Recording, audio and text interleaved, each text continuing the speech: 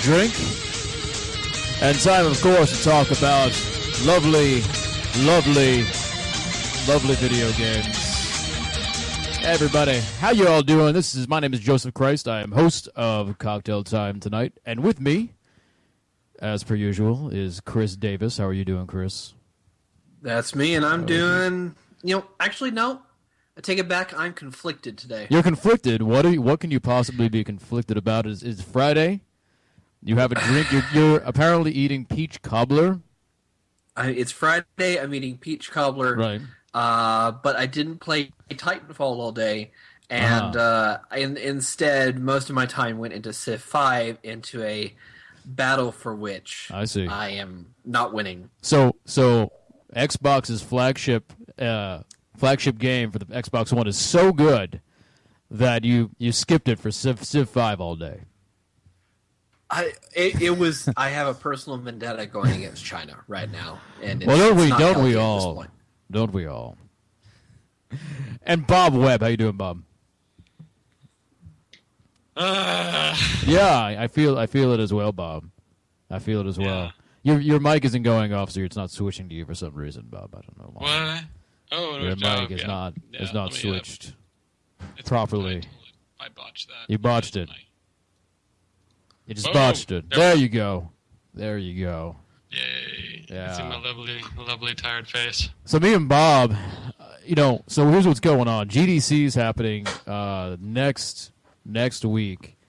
And Monday. In 3 days. Right. So maybe some of you don't know, but me and Bob are actually going to GDC to show off the game we're making all week.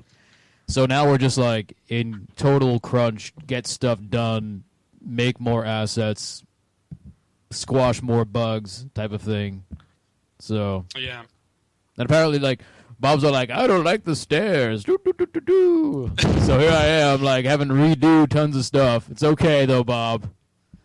It's a good thing I can do it in MS Paint. It's a good thing I get paid well. That was rude, Bob. You already did it in MS Paint. That's why I'm here. MS Paint, that's true. It's an empty threat. Yeah, it's true. A lot of the game is still done in MS Paint. Yep. It's I like it though. I don't want to lose the MS Paint quality to the game. My terrible charm. Yeah, no, it has charm. Like I want when we get interviewed at some point and people go, what kind of art direction were you going for? We can say sort of an MS Paint art direction sort of thing. Yeah, like circa Windows 95. Yeah, at least. I was thinking more 3.1, but sure. Yeah. And I should also mention, Bob, that your camera is now ceasing to exist. Ceasing to exist. I do not see there. Now you're back. You were gone for a minute. I don't know why. Freaking me out. So strange. Oh yeah. No, it's. I've seen it do that before. And I'm dropping frames. It's just a banner night here at Cocktail Time. Really is. Yay. But it should be fun. I'm looking forward to GDC. I leave Sunday morning. I get on a plane like 7 o'clock in the morning. And are you two sharing your hotel room? Yes, we are. Yes, we are. Are you two sharing a bed? I guess. I don't know. Does it?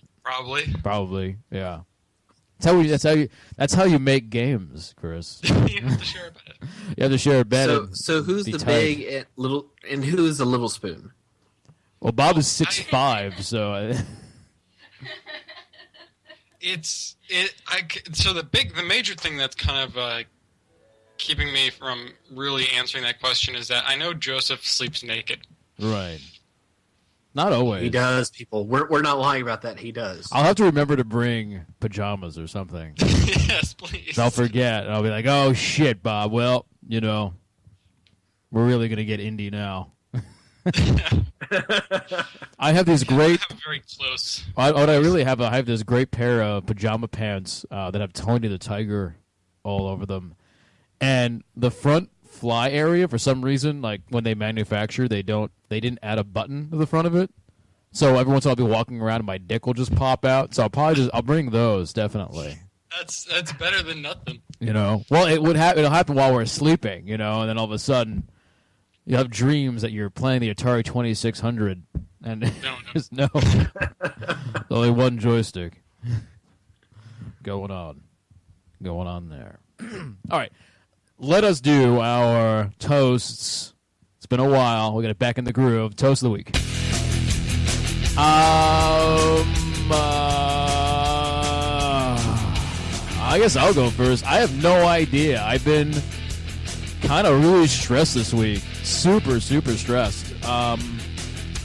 So here's the thing. I actually did get Titanfall the other day. And I haven't played a ton of it because I've been so busy, but I did do like maybe 10 to 20 matches, which, as you know, it's matches like 5 minutes, 6 minutes long. It's pretty good. It's pretty good. I have some complaints about it, and that's not my toast. I'm just talking to try to think of something, and I'm really not sure. I actually will toast Respawn. They seem to have a hit on their hands, so no matter what I think of it, it's their first game away from the clutches of their last Activision. So I will toast to them because they do have the beginnings of something pretty amazing. We'll talk about that more later. So to Respawn, and I'm just have a couple. I have 2 Rasputins because I actually have to work after this, so I'm not going to get myself plowed. You've got to submit a GDC build like this weekend. Yeah. So anyway, Chris Davis, what do you got? Well, I'm toasting to Respawn as well because, as you will see in my video review, which hopefully will be out this weekend, no guarantees, it's a damn fine game. I really, really enjoy it. Tonight I'm drinking my standard screwdriver. It's not in a Dickies cup, so you're surprised about that, I know. I've also got a generic soda to help wash that down, peach cobbler, and a Cadbury Twirl candy bar. I've never heard of this. It feels like there's 2 pieces in there, so I'm thinking it's like a Twix, except from England. Interesting. Okay. Yeah. Sounds delicious. Yeah. Birmingham, United Kingdom. Huh. There you go. So, yeah. All right. Mr. Bob Webb. I guess my toast is going to have to go to the developer of the game I've been playing a ton of this week. Oh, not a ton. I guess I've only really been able to play like a couple hours here and there because I've been so damn busy. But, Mass Effect 3 BioWare. No, I'm just kidding. Sorry, Chris. Damn it! You had us for a moment. Yeah. No. From Software. Yeah. Dark Souls 2. Been enjoying the hell out of that game. What happened to the lighting? Which lighting? My lighting? Never mind. On Dark Souls. Oh. Fuck. I've been a troll all week about this. About the lighting in Dark Souls. But it's so appropriate. I mean, it's night and day from what we saw at E3. I know.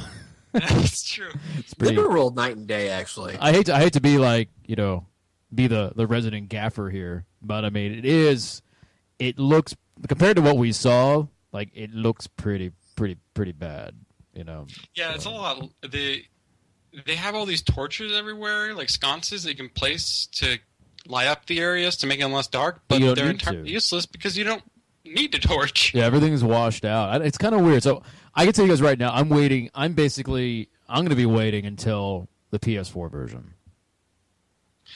I'll probably pick up the PC version when it comes out because I'm sure that'll probably be at least look a lot better. Yeah. I know gameplay is king, but like it is pretty blatant. I would expect most of that old lighting code is still in there. Somebody's going to hack into that, figure out how it works, and reinstate it. Yeah, it could be. I'm sure there'll be a PC fix like within the first week to drop the lighting. Like I'll pick it up during the summer sale or something and grab it for like $30, $20. But for the meantime, I've been really enjoying it on the PS3.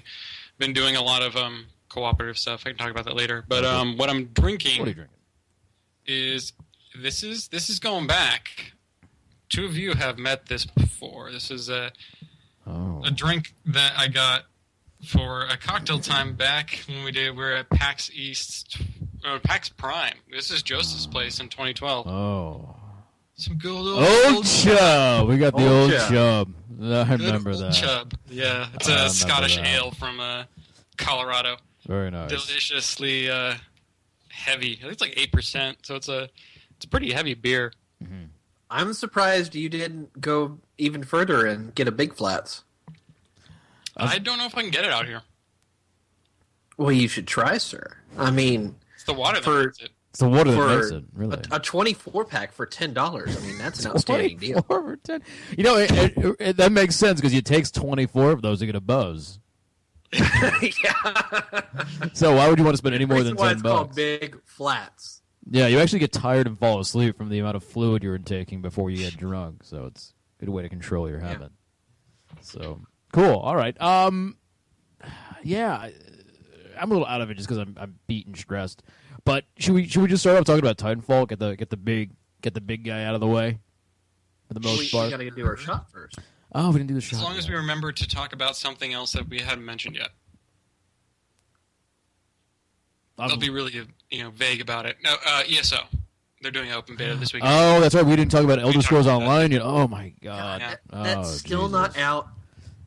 We'll talk It about needs, that. Yeah, it needs some more time to bake. Let's But do it's it. coming out next month. Let us do our shot. 1 and 2 and 3.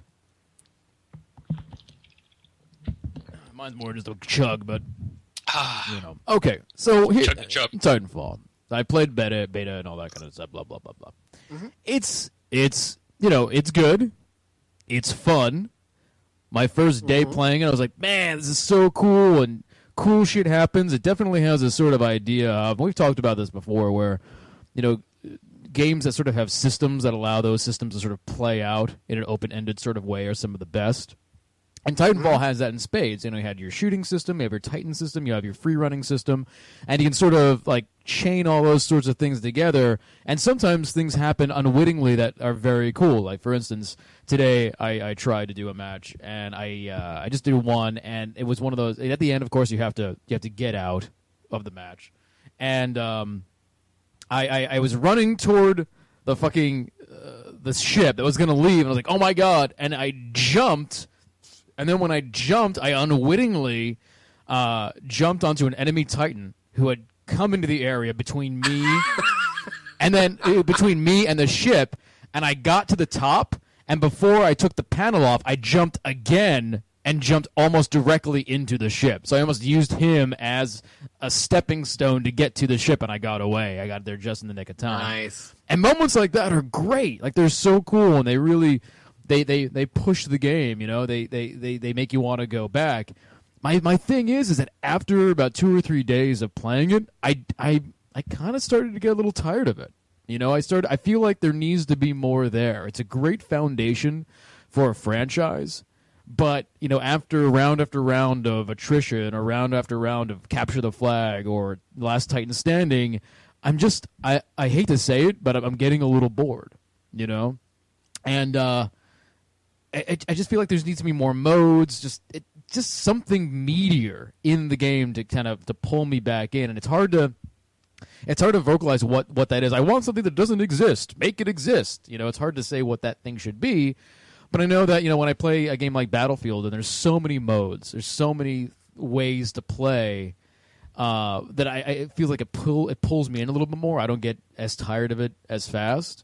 Whereas with Titanfall, it has its sort of money shot. And then after that, there's not much after that. And then the campaign. I mean, I normally for these multiplayer shooters, I don't bother with the campaign anyway.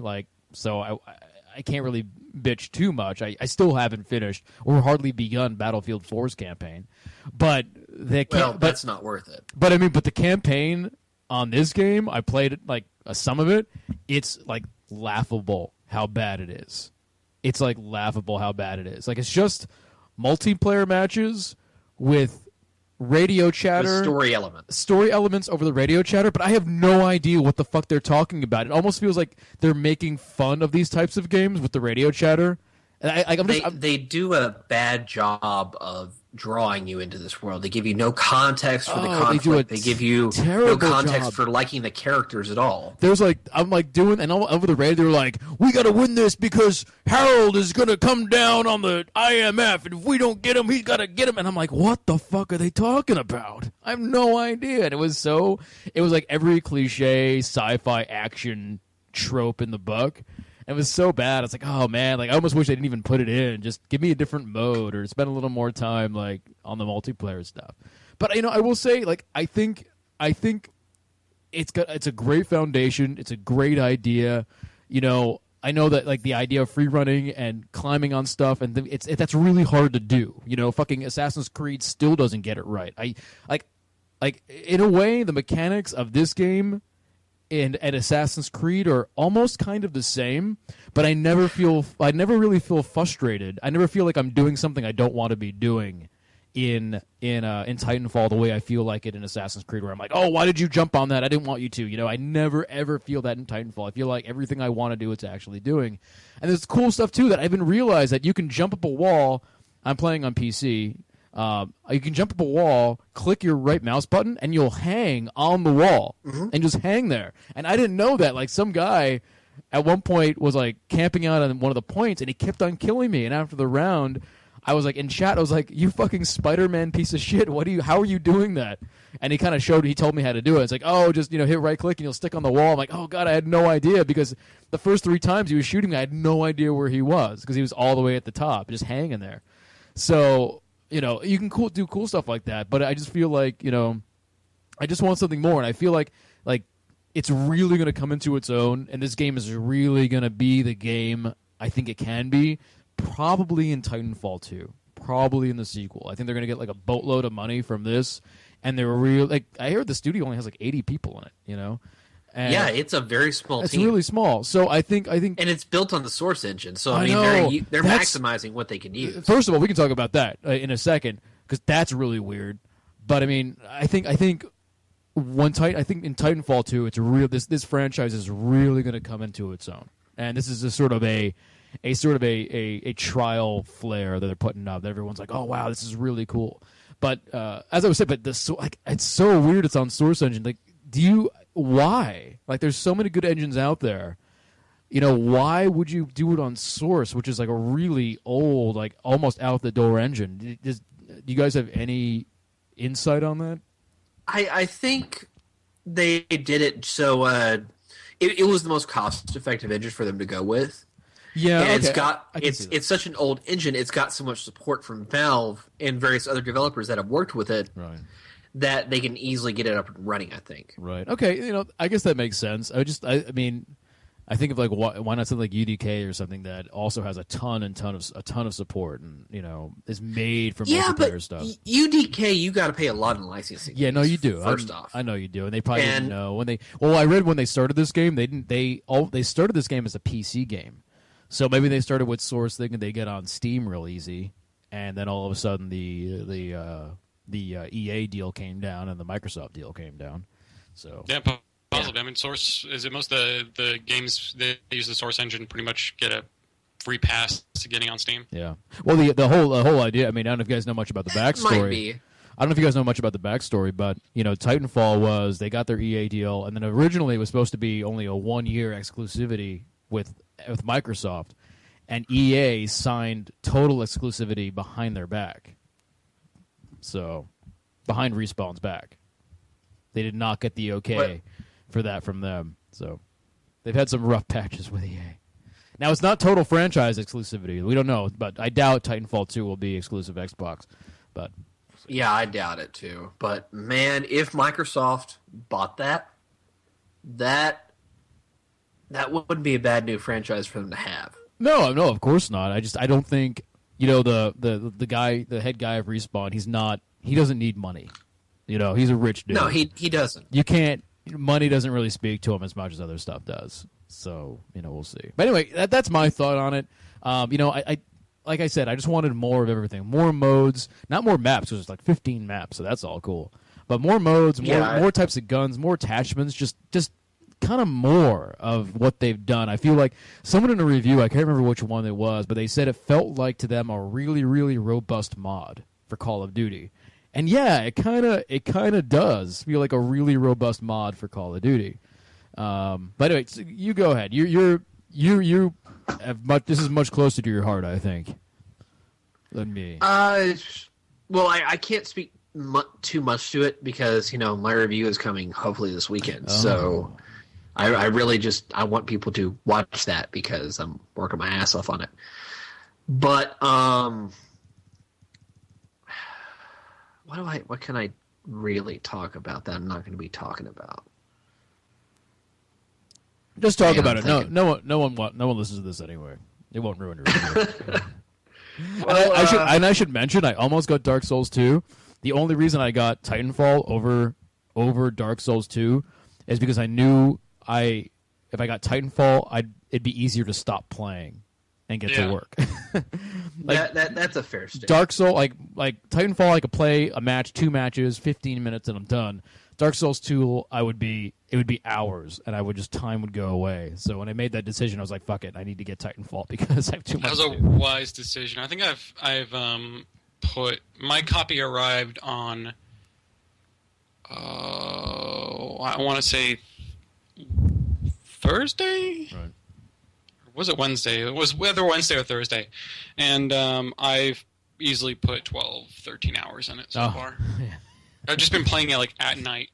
You know, when I'm done and burned out from coding, I'll just sit down for a couple hours, and Tara will watch me fail on the couch and laugh. She'll laugh at you. We'll have to get to that in a second. Anyway, tell me something. Give me something, Chris Davis, about Titanfall. I can understand that, and I'll probably get Dark Souls 2 eventually.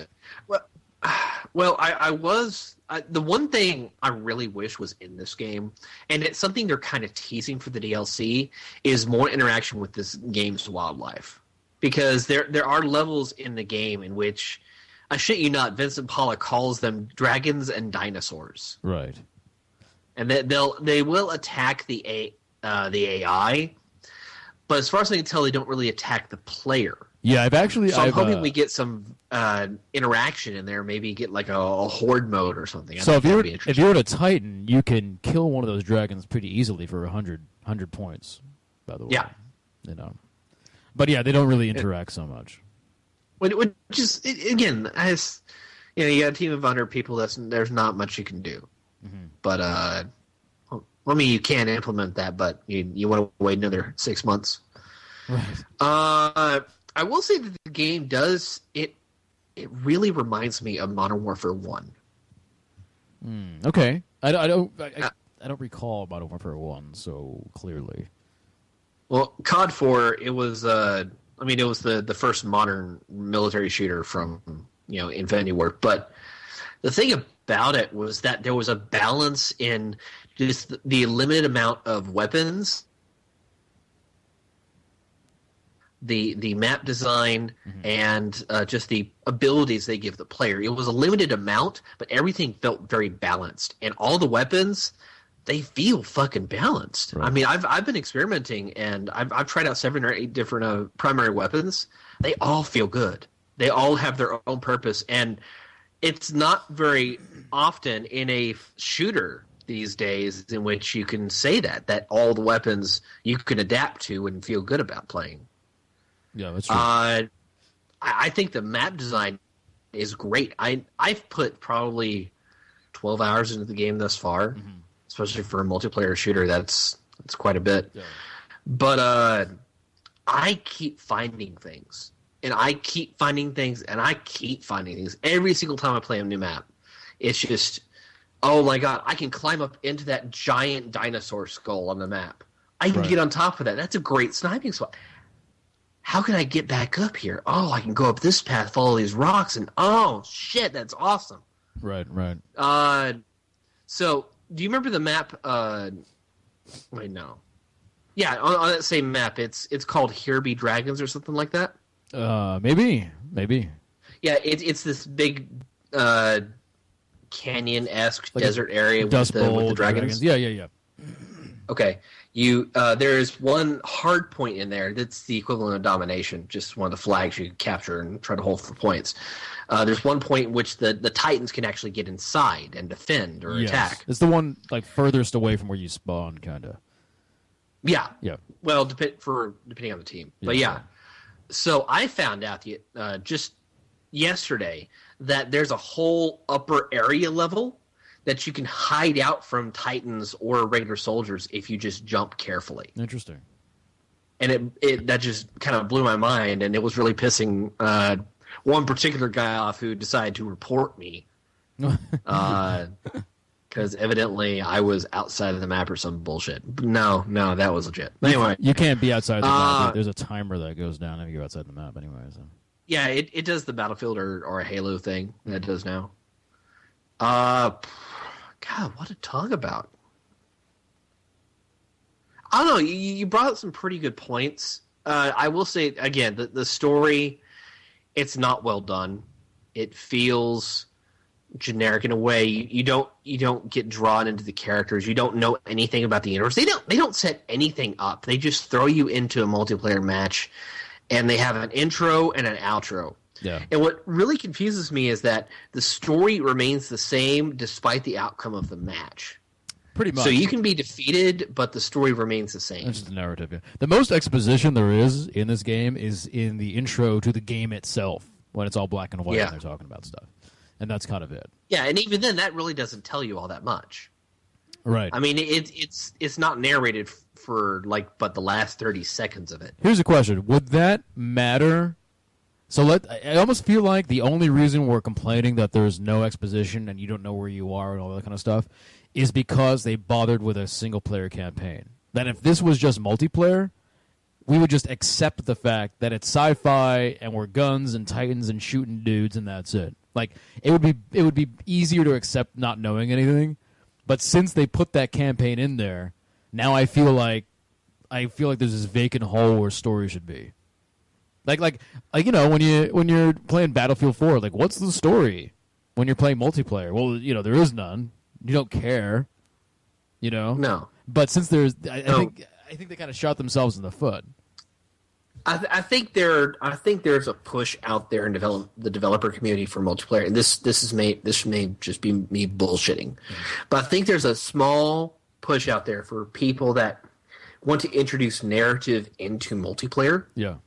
In a way that it doesn't harm the experience at all, but just complements just how you play. Like, for example, in the 2010 Medal of Honor, the multiplayer of that, it wasn't all that good, but it had what was called the mission mode, and it was basically Rush from Battlefield, Right. except every single time a point was captured, something happened. Like there was, you know, jets would come flying by and blow up on a point where the attacking team could go rushing in, and you know you'll hear just a bunch of different mini narrative stuff explaining what's going on. But it's fun. Right. And Battlefield experiments with that a little bit, at least with a few of the maps in like Battlefield 3 or 4, but they don't do much beyond that. Yeah, yeah. I mean, Operation Metro is really the only one I can think of. Yeah. Yeah, I mean, just overall, I just want more stuff. I want more stuff, too. I think it needs a couple more modes. I think they need to figure out how they would do a single-player campaign. Because they've been suggesting strongly that they want to have a single-player mode in DLC. But I don't know how they're going to do that in the current format. Why unless they have pilots that are AI, and that had to be a whole new AI system they had to Why work would you bother with a single-player mode? It's just the way they're setting up this universe. Like they want to build a franchise. They don't want to just build this game with this mechanics. Right. I think they want to make something bigger. I know they do. I think they will. But like I said, I think it's going to be. I think Titanfall 2 is where this whole franchise really is going to come into its own. Yeah. For the most part. Yeah, I think it will. So cool. Anything else you want to talk about with the whole Titanfall or Fallen Titans? Honestly, all I've been playing is either Titanfall, Payday 2, or Civ 5. So there you go. There you go with that. I saw you playing. Now next week is going to be a little busy. So what's coming up next week? Metal Gear. So I've been watching. Oh, yeah. Here's how it goes. I've been watching some Metal Gear Ground Zeroes on Twitch. People have been streaming that shit. And they've been streaming that shit and they haven't been banned? Well, the channel disappears eventually, but last night I watched a good 2-3 hours. Yeah, it's only for 15 minutes before they... A little more than that. Last night is when it really started, and streams are staying up for a while. Today they've been going down pretty fast. But it's Metal Gear. It looks really cool. The fucking Fox engine is beautiful. It's really gorgeous. It's fully open world. It's funny though. It's the Fox engine, but it still has that trademark like Kojima animations where like everything animates kind of weirdly and gamely, you know, like a video game. And it's also the camera angles that really attribute to that. Maybe as well. it's really jarring at first because everything looks like almost photorealistic, and then everything is animating really weird, and it almost looks like you're watching an episode of Thundercats Are Go, or Thunder. What are the marionettes? You know that Thunder. What was it? Not Thundercats Are Go. Oh, you're Thunderbirds. Thunderbirds Are Go. Yeah, it almost looks like you're watching an old Thunderbirds Are Go episode in the '80s. You know. But you get used to it, and it kind of makes sense. And I like the fact that, you know, it still has a bit of that Kojima Productions weirdness to it, you know. And a couple of the areas I've seen where they're playing things, you know, it's fully open world, so you're kind of crawling around and picking out targets and tagging targets so you can keep track of them. Weird things are kind of happening that I didn't expect to happen, like buildings like being destroyed while it's like somebody was like hiding from them and they got discovered. It looks, you know, it's Metal Gear, and it looks cool and it looks fun, and it's gonna be very different playing a Metal Gear in this sort of way open world sort of thing where you can pretty much do anything, you know. Like at one point somebody was doing something, and I won't do any spoilers of what they were doing. They were trying to evacuate, and they were able to bring the helicopter down wherever they wanted, and the first try through they got spotted, and while they're trying to like get away from getting spotted, get away from the soldiers, they put down a thing to have the helicopter come down right in the middle of the base they're infiltrating, which is a really bad idea because all the soldiers came out and started shooting at the helicopter. What's really weird is that I didn't notice any alarm system where, like, you know, you have like somebody sees you and if you hide and it counts down from 99 to 0, they go away. I didn't see any system like that.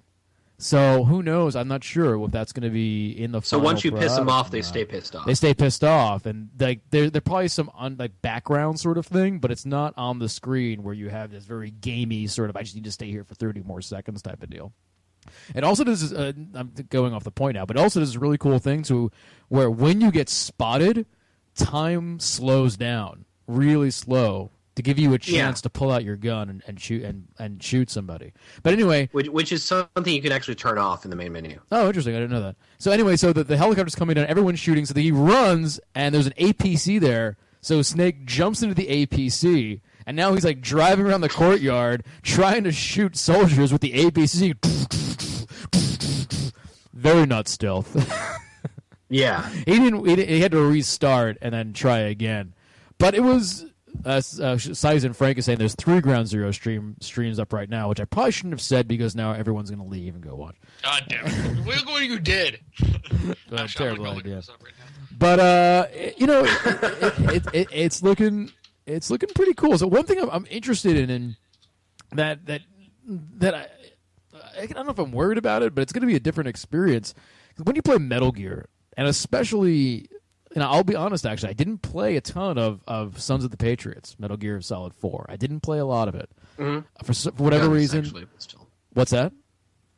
Guns of the Patriots. Oh, I'm sorry, Guns of the Patriots. I got my PS3 late in the generation, and the Metal Gear's Guns of the Patriots thing was kind of over, and I played some of it, but I just never really got into it. I enjoyed it, but I just, for whatever reason, I didn't stick with it. But the older Metal Gears, you know, they were sectional. They were kind of open world, but they were sectional. They were loading screens and stuff. And every section you went into was like a little puzzle. You know, okay, I go into this section, and there's 2 guys over there, and this is how they jump. This is how they navigate this area. So I need to sort of navigate around them, or I need to do some sort of distraction. Each one of those little loading areas was this tiny little puzzle, which made it kind of cool. In this, it's like completely open world, huge areas with soldiers just milling about and going on these really big, these big rounds throughout the entire level. And I'm a little worried that, you know, Metal Gear might lose a little bit of its charm by doing that sort of thing, by expanding it so much. I kind of enjoyed the whole idea of those sort of sectional, you know, puzzles that would come every once in a while or come throughout the game. So I don't know. We'll see. Well, I think they're designing those puzzles into the map itself, except they're They're only separated like roads or maybe a building. Yeah. But every single piece of gameplay I see of the game, it looks just like a little bit faster paced MGS4. That's really about it. They incorporate the Fulton system from Peace Walker, and that's about it. Right. No, it's true. So, and here's something I really have to add. I watched a bunch today that had. So when you watch the streaming version, during cutscenes, the game cuts out and you can't hear or see anything. It's just the PlayStation symbol shows. So I'm wondering if that's going to be in the final version too. If that's how they're going to, like, you have to buy the game to see the cutscenes type of deal. But somebody was listening to a lot of, you can buy, like, hear audio files and stuff like that. And way back when it was first announced that Snake's voice was not going to be David Hayter, and was going to be what's his face from the Lost Boys? What's his name again? Kiefer Sutherland. Keith Sullivan. And I remember saying, no, it's not going to be so bad. I had faith in Kiefer Sutherland's ability to do this. I was really fucking wrong. It's really it's really bad. It's really bad. It doesn't. As soon as I first saw the demo where they showed Kiefer Sutherland speaking Snake's famous line, "Kept you waiting, huh?" But I knew it was going to be atrocious. Kiefer Sutherland isn't even trying to do Snake. He's just doing Kiefer Sutherland. It sounds like the guy from 24. You know? Great. He's not even Just trying. Fucking great. He's not even trying to do a Snake like grungy, soldier voice. He's just doing Kiefer Sutherland, and it sucks. Like I was listening. I was working today, and I was like, and the guy was playing on my other computer, and I just wanted some, so I was just listening to it while I was working, and he was listening to these audio files, and I was like, God, I wonder who's talking, and I was like, oh my God, that's Kiefer Sutherland's voice. That's supposed to be Snake. Oh my God, it's really bad. It's really bad, and that's my, like, I haven't even played the game yet, but my biggest disappointment right now for Metal Gear Ground Zeroes or probably the Phantom Pain is the fact that David Hayter isn't in it. It's like it's not working for me. I tell you what, I would find it acceptable for Kiefer to voice Big Boss if either A, Solid Snake is in there somewhere, somehow, with David Hayter voicing him, or B, Ground Zeroes was voiced by Hayter, and then Phantom Pain was voiced by Sutherland. So wait a second, isn't Phantom Pain come after Ground Zeroes? Yes, so, it's 7 years after Ground Zeroes. So, but and isn't in Phantom in Ground Zeroes? So Ground Zeroes, he's regular, Big Boss, right? Yeah. And then doesn't he get like fucked up, and that's where the Phantom Pain is? Yeah, I think what happens. So maybe his voice. I don't know how Ground Zeroes ends. Okay, but I think it's pretty logical what's going to happen. Do we know for 100? Do we know 100% for sure that David Hayter is not in the Phantom Pain? See, that's the thing. We don't know, and there was a tweet he put out a few months ago that seemed to kind of satiate people, or he was trying to calm people down about it. So I'm wondering if Ground Zeroes. When does Ground Zeroes take place? Because I'm wondering. Here's my thought: is it that Ground Zeroes, Big Boss used to sound like Kiefer Sutherland, and then he got fucked up, and it was a big explosion, and that's why he sounds like David Hayter now? No, the other way around is what I'm thinking. But Ground Zeroes happens before the Phantom Pain. Yeah. Why would you sound like normal like Kiefer Sutherland, and then why would you sound all fucked up like David Hayter, and then sound normal like Kiefer Sutherland after an accident? It'd be the other way around. Well, no. 7 years on, you've been in a coma. You've lost freaking limbs. Right. You're and that's where a cyborg in Phantom Pain. Right. And that's where David Hayter would come in. And plus, Big Boss, at this point in his life, he should be in his 60s. It's natural for your voice to change a little. Right. So logically, at least in my opinion, I can accept the change from Hayter to Sutherland. No, but Hayter sounds older. Snake in MGS2. What? I was just gonna say, how old is Snake in MGS2? Because that's Keith. That's Hayter right? as well. It's all Hayter. Yeah. Yeah, but that's Solid Snake. It's a different person. But aren't they genetically similar? They're Yeah, clones. but I think Solid Snake is so if Solid Snake was born in 77 and Metal Gear Solid 1 happened in 2004. So he would be 27. Right. So I mean, again, Big Boss, at this point in his life, he's in his 60s. When does this take place? Your body changes. Oh, yeah. Wait, Solid Snake was born in 1977? Yes. Wow. He's my age. I was gonna say that's What am probably I- right up your alley. What am I doing with my life? Yeah, I should be. Compare yourself to Solid Snake. Yeah, I should. I'm not doing Yeah. anything with my life. Solid Snake has done tons of by my age. Fuck, I was just working on stairs today. What the hell? I know. It's making All of a sudden, I have a stairs hobo and beard. What the I have fuck's a going hobo on with my beard. life? God. So wait a second. So when does Ground Zeroes take place in? Ground Zeroes, I believe, takes place in 75. Before Metal Gear Solid 2. Yes. Yeah, Metal Gear Solid 2 happened in 2006. So and here's what 2008. I'm saying. Follow me. Okay. Kiefer Sullivan sounds like a normal dude, right? Right? Yes. Sullivan? Keith, whatever the fuck it is, the Lost Boys guy sounds like a normal dude. Sutherland. And then Okay. some shit goes down, all right? And the Phantom Pain happens. Boom. Hater. David Hayter comes in because now Solid Snake is all fucked. Or now Big Boss is all fucked up. No, that doesn't make sense because Why? Metal Gear Solid 3, he was voiced by Hater. And when did doesn't make that sense. happen? Metal Gear Solid 3 happened in 1963. So before Ground Zeroes. Right? Yes. Son Dude, of a this bitch. fucking is so confusing. I've only played Metal Gear Solid. I don't know what's going on. Oh, you have, Somebody dude. draw this man a timeline. There is a timeline. I saw it. It's on Imgur or something. There is a timeline that has all the games in a line that shows where they all are. So okay, so it doesn't make sense. So it's just a. Why did they do this? Like why? Well, do you want the company answer? I guess. Because of video games. The company answer is they wanted to appeal to a broader audience and they wanted to save money. So Hater was. They thought I'm certain that Hater, he's had this character for such a long time. He wanted a bigger paycheck and Konami said no. And then they thought, hey, Kiefer Sutherland's available. We can pay him a moderate amount, and his name is big. We can use him. Here's my thing. Either Hater wanted too much money, or Kiefer Sutherland is really hard up. I feel bad for that dude. How is Hater? I think he's set for life. I think I remember reading something like he made $500,000 per episode of 24, Fuck. something like that. Well, then he's not. He's going to be expensive too.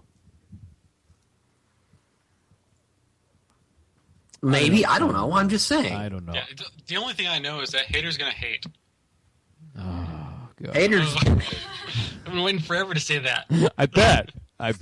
If I was David, don't if you- I was David Hayter's friend, I would pull that out all the time. Like whenever he got angry about something, he would not be my friend for long.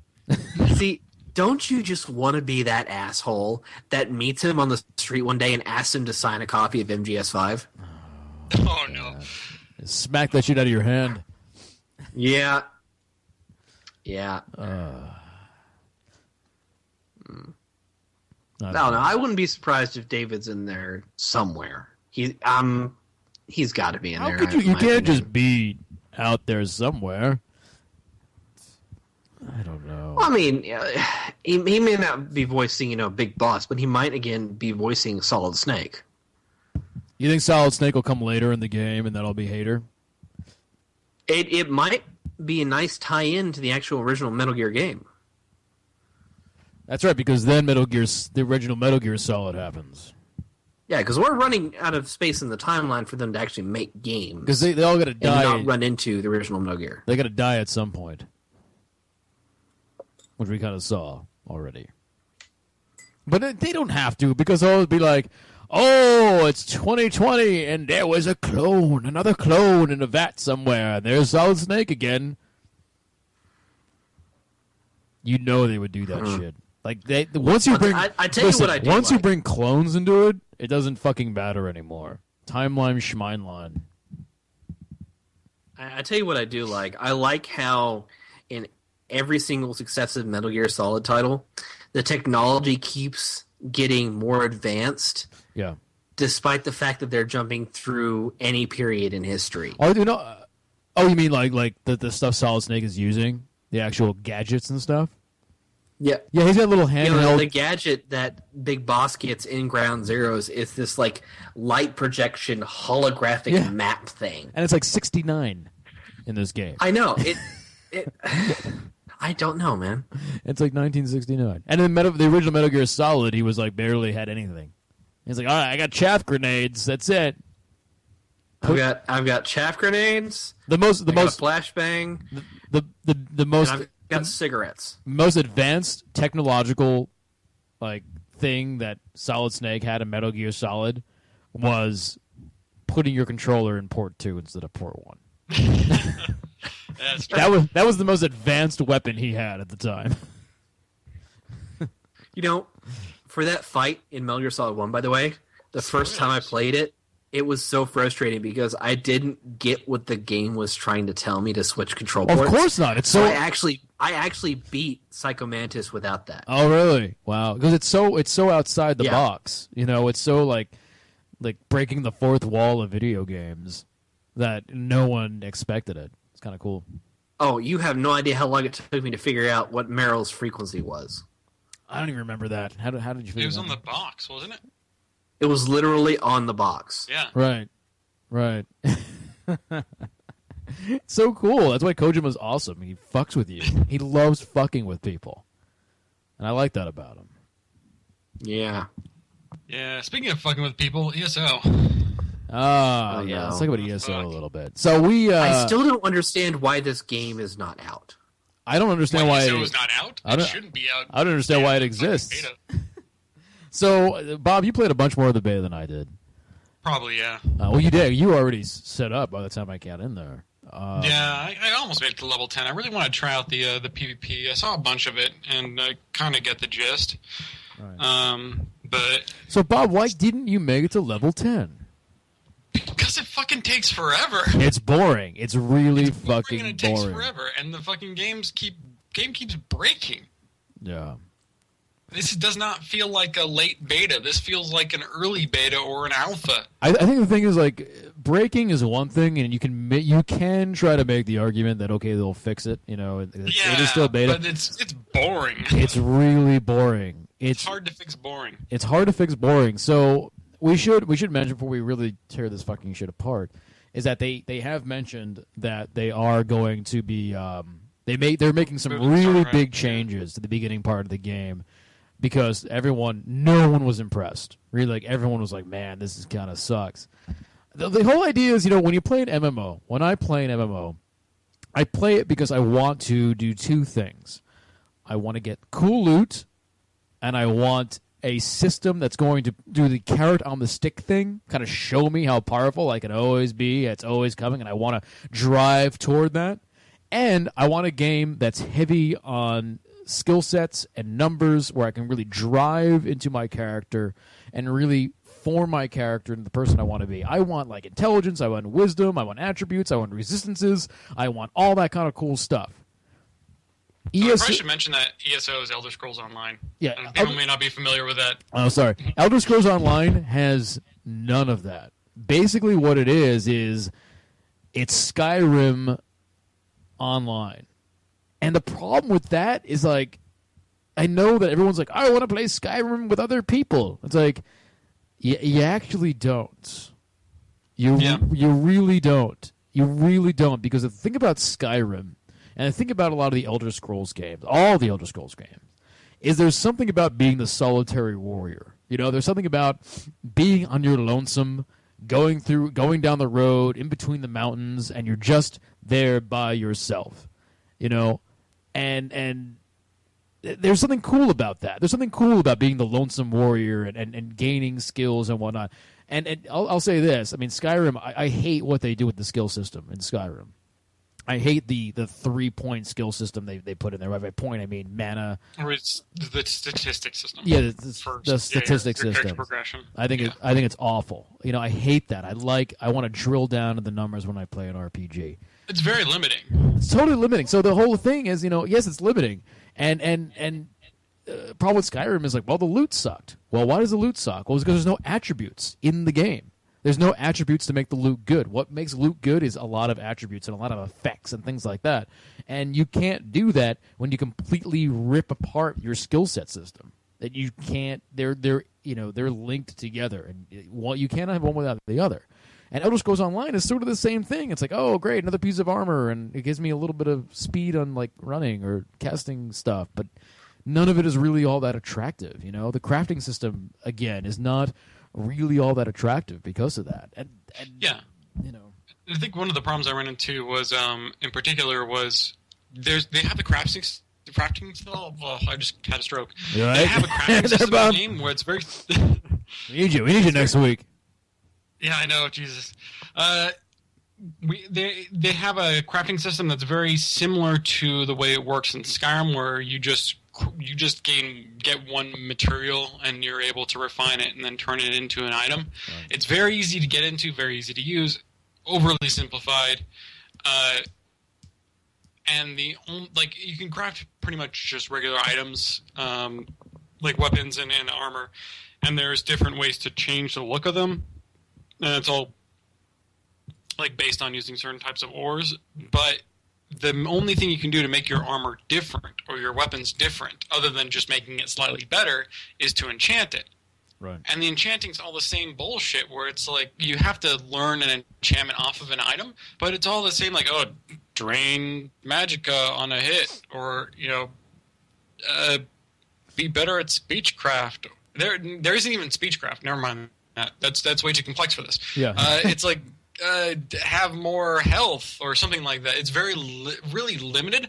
And if you say, oh, you know what, I want to make a really beefy tank, I'm going to have someone who's really good at one thing. He's going to excel at being a tank. He'll be able to just, you know, take as much damage. So he's going to have a really high armor. He's going to have a really high life. The game won't let you do that. Right. It's going to punish you for doing that.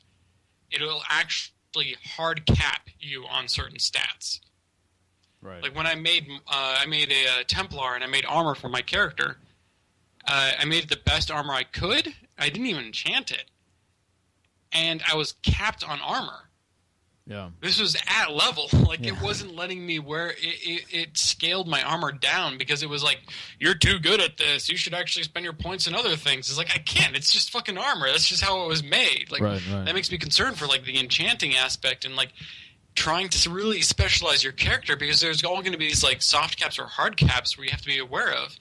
And they seem to be incredibly low, especially at the lower levels, where you feel like, well, I want to make my guy a really good tank, but it's like, no, you can't. We're going to limit you. You can't be that good at it. You need to spend your points in other things. It's like, fuck, really? Like, then you're going to just homogenize everyone. Which is pretty much what they're doing, you know. Yeah. And the quest system is really just, it's just your basic quest system, but none of the quests are really interesting. They just, you're watching people just drone on and on and on about these invaders that you don't care about, and you get pulled into these political things that you just don't care about. It's like playing episode 1 of the game, It's just all this shit that you just don't care about, and you're doing these quests that you don't care about, and it's like, oh my god.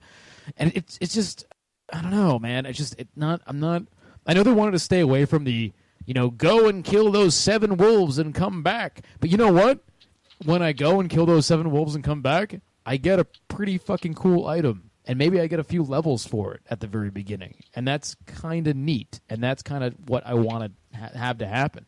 It is, it was a total grind, a complete grind, just to get to level 8 or 9 that I got to.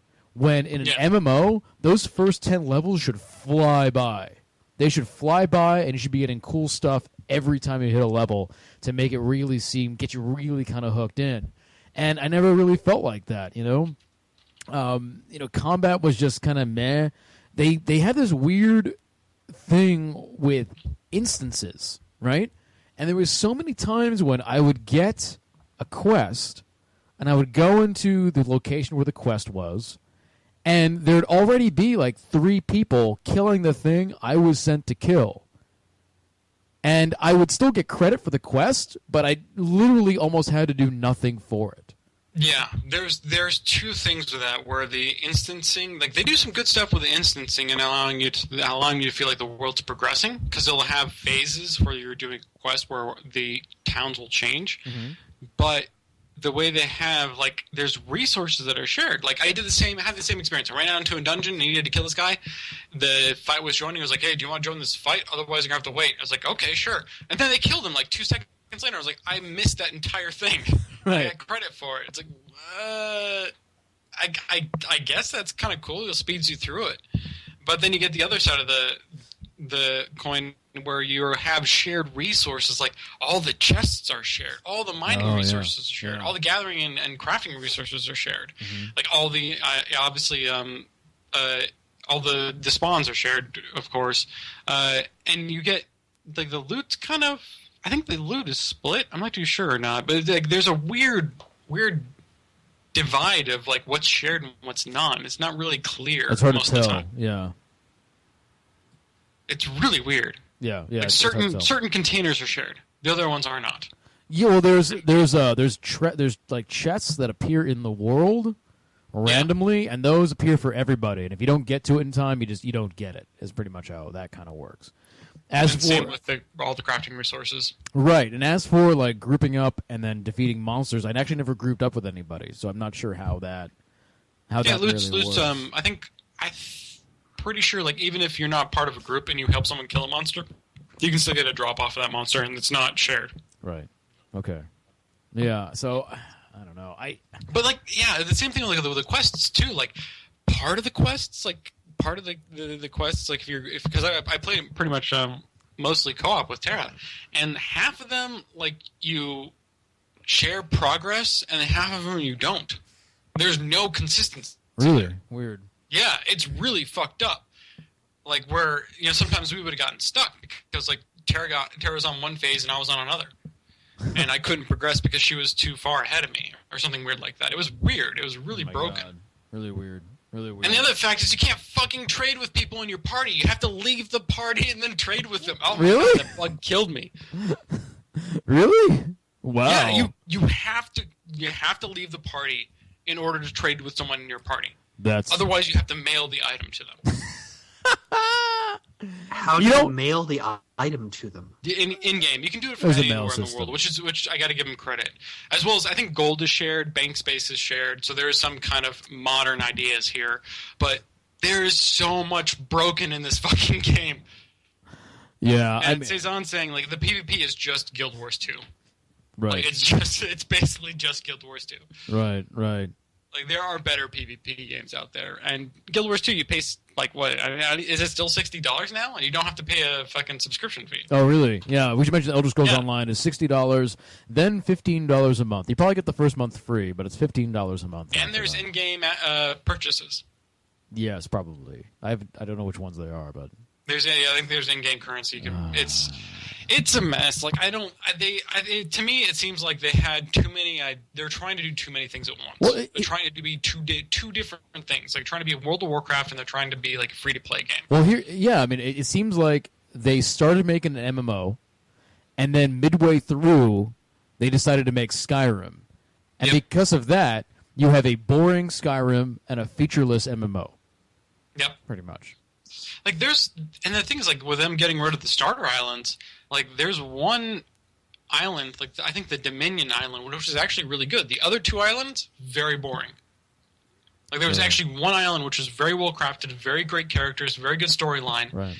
The other island's boring as fuck. Right. And it feels like that, like throughout the game where you're playing something, there's really well thought out, really good quests. You can like run into people randomly through the world as you're going around. It feels a little bit like Skyrim like that, where there's really well thought out quests, and then there's ones that are entirely throwaway and just boring as fuck. Like there's no consistency. Like the game, and summed up, it's just basically inconsistent.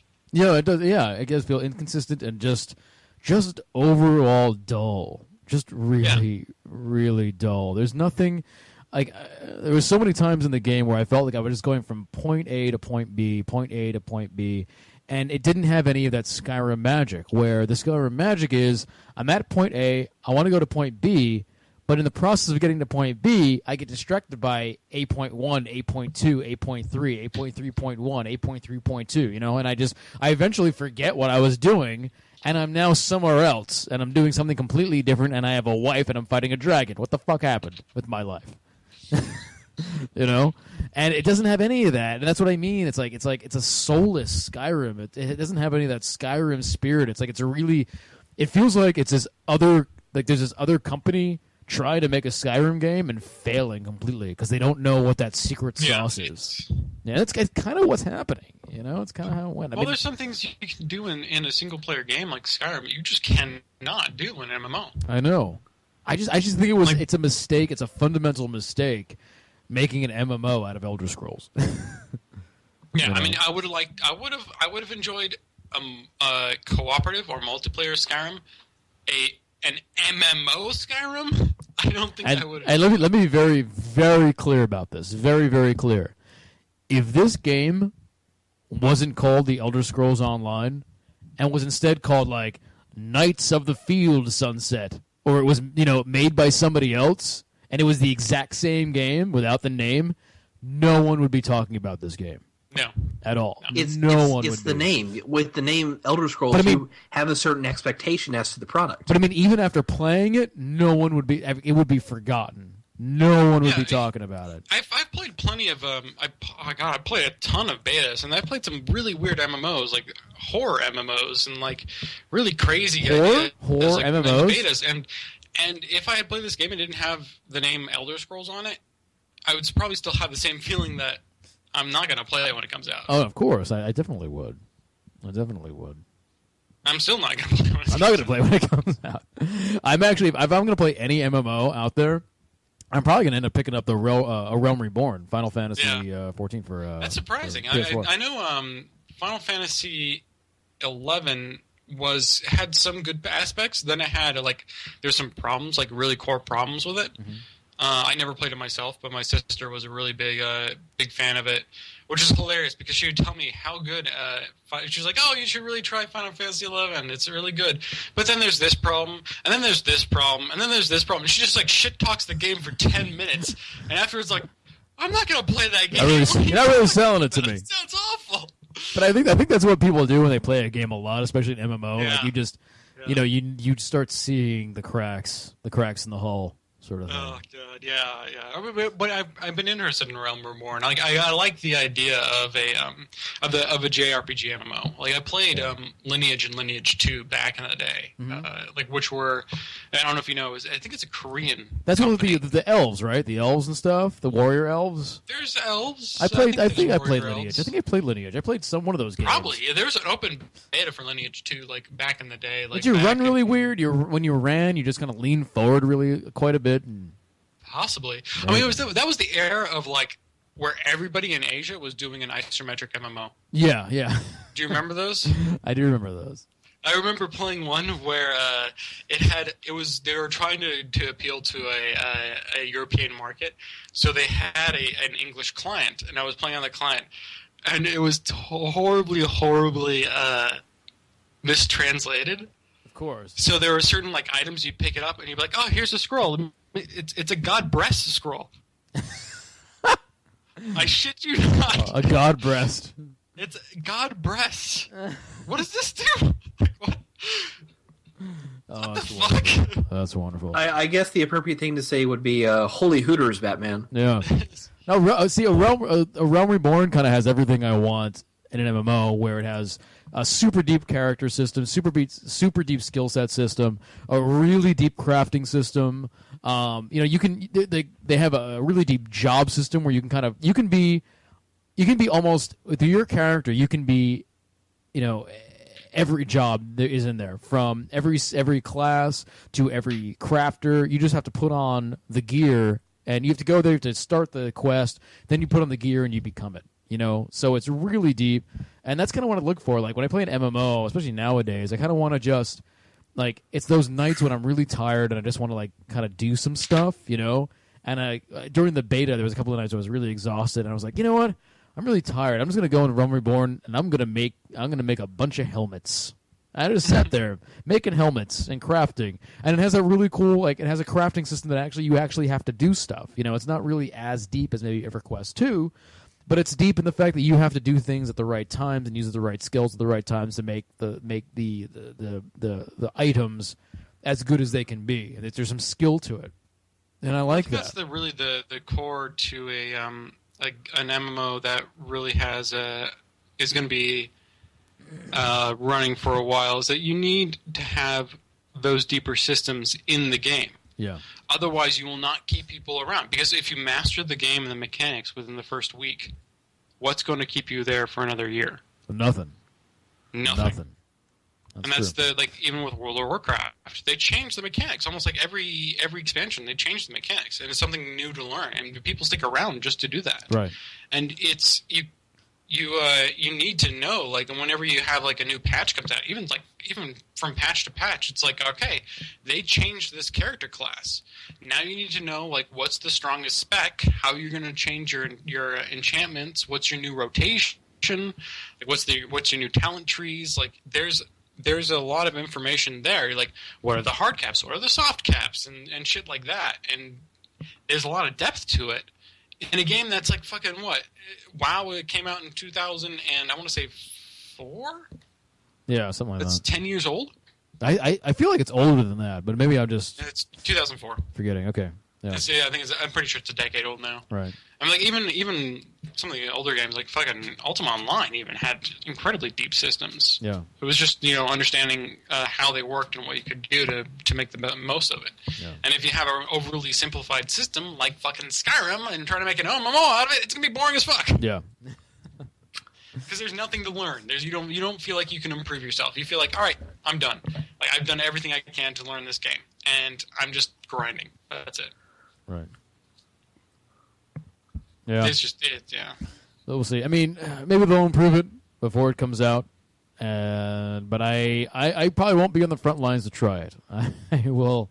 No. I will wait for others to tell me if it's good or not. Yeah, it's sad. I was kind of I was not hopeful when they first announced it. I was like, what the fuck, really? And then when I first tried the MMO when it was in beta, I was like, oh, this is actually kind of cool. This is a lot of fun. There's actually some cool, neat stuff there because I actually played the Dominion Island first, so I actually had the best experience going through the starter island. Right.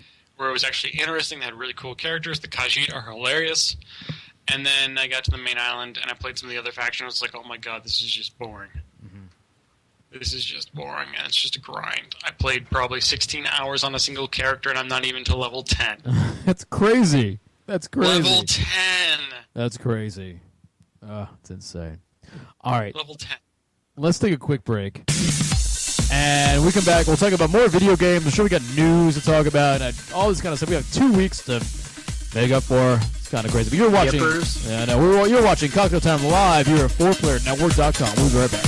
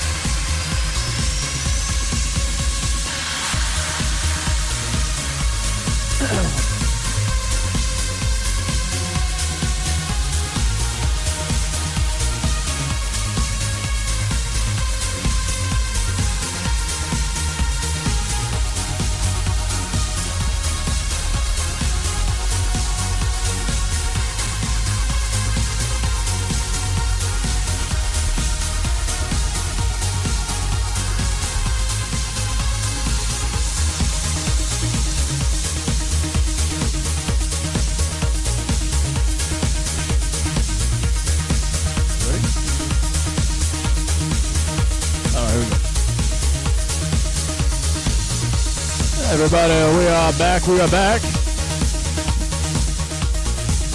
Thank you all for coming out, watching us live here at 4playernetwork.com. You're watching Cocktail Time. Especially want to thank our subscribers over at 4pp.tv. People like Wayward Warrior, like people like Neko Zen, Sci-Fi Chick, Scrawny Flannelman, MGS2 Master. We do thank you all for subscribing. If you like what we do here at 4Player Network, we do ask that you think about doing so. Subscribing, that is. You can do that on Twitch TV. It is $4.99 a month. Through that, you get a nifty little 4P next to your name. You get no ads on our stream or on our website. You get exclusive content like our top fives and dinner times, and you can be chosen for Shatter of the Month, for which you will be able to choose the games we play, and we will do a podcast with you discussing those games. If you don't like them, we'll berate you during the podcast, call you a horrible, horrible person for making us call them, making us play them, and then send your information in to catch a predator. But that rarely ever happens. Only once every few months. And that's it. So it should be fine. Should be fine. But definitely thank you to everyone who has come out tonight. Even those of you who do not subscribe. We all love you. We all love you. All right. What else have people played? Because I can tell you I have not really played anything. I've been playing Payday 2. You talked about Payday 2 already.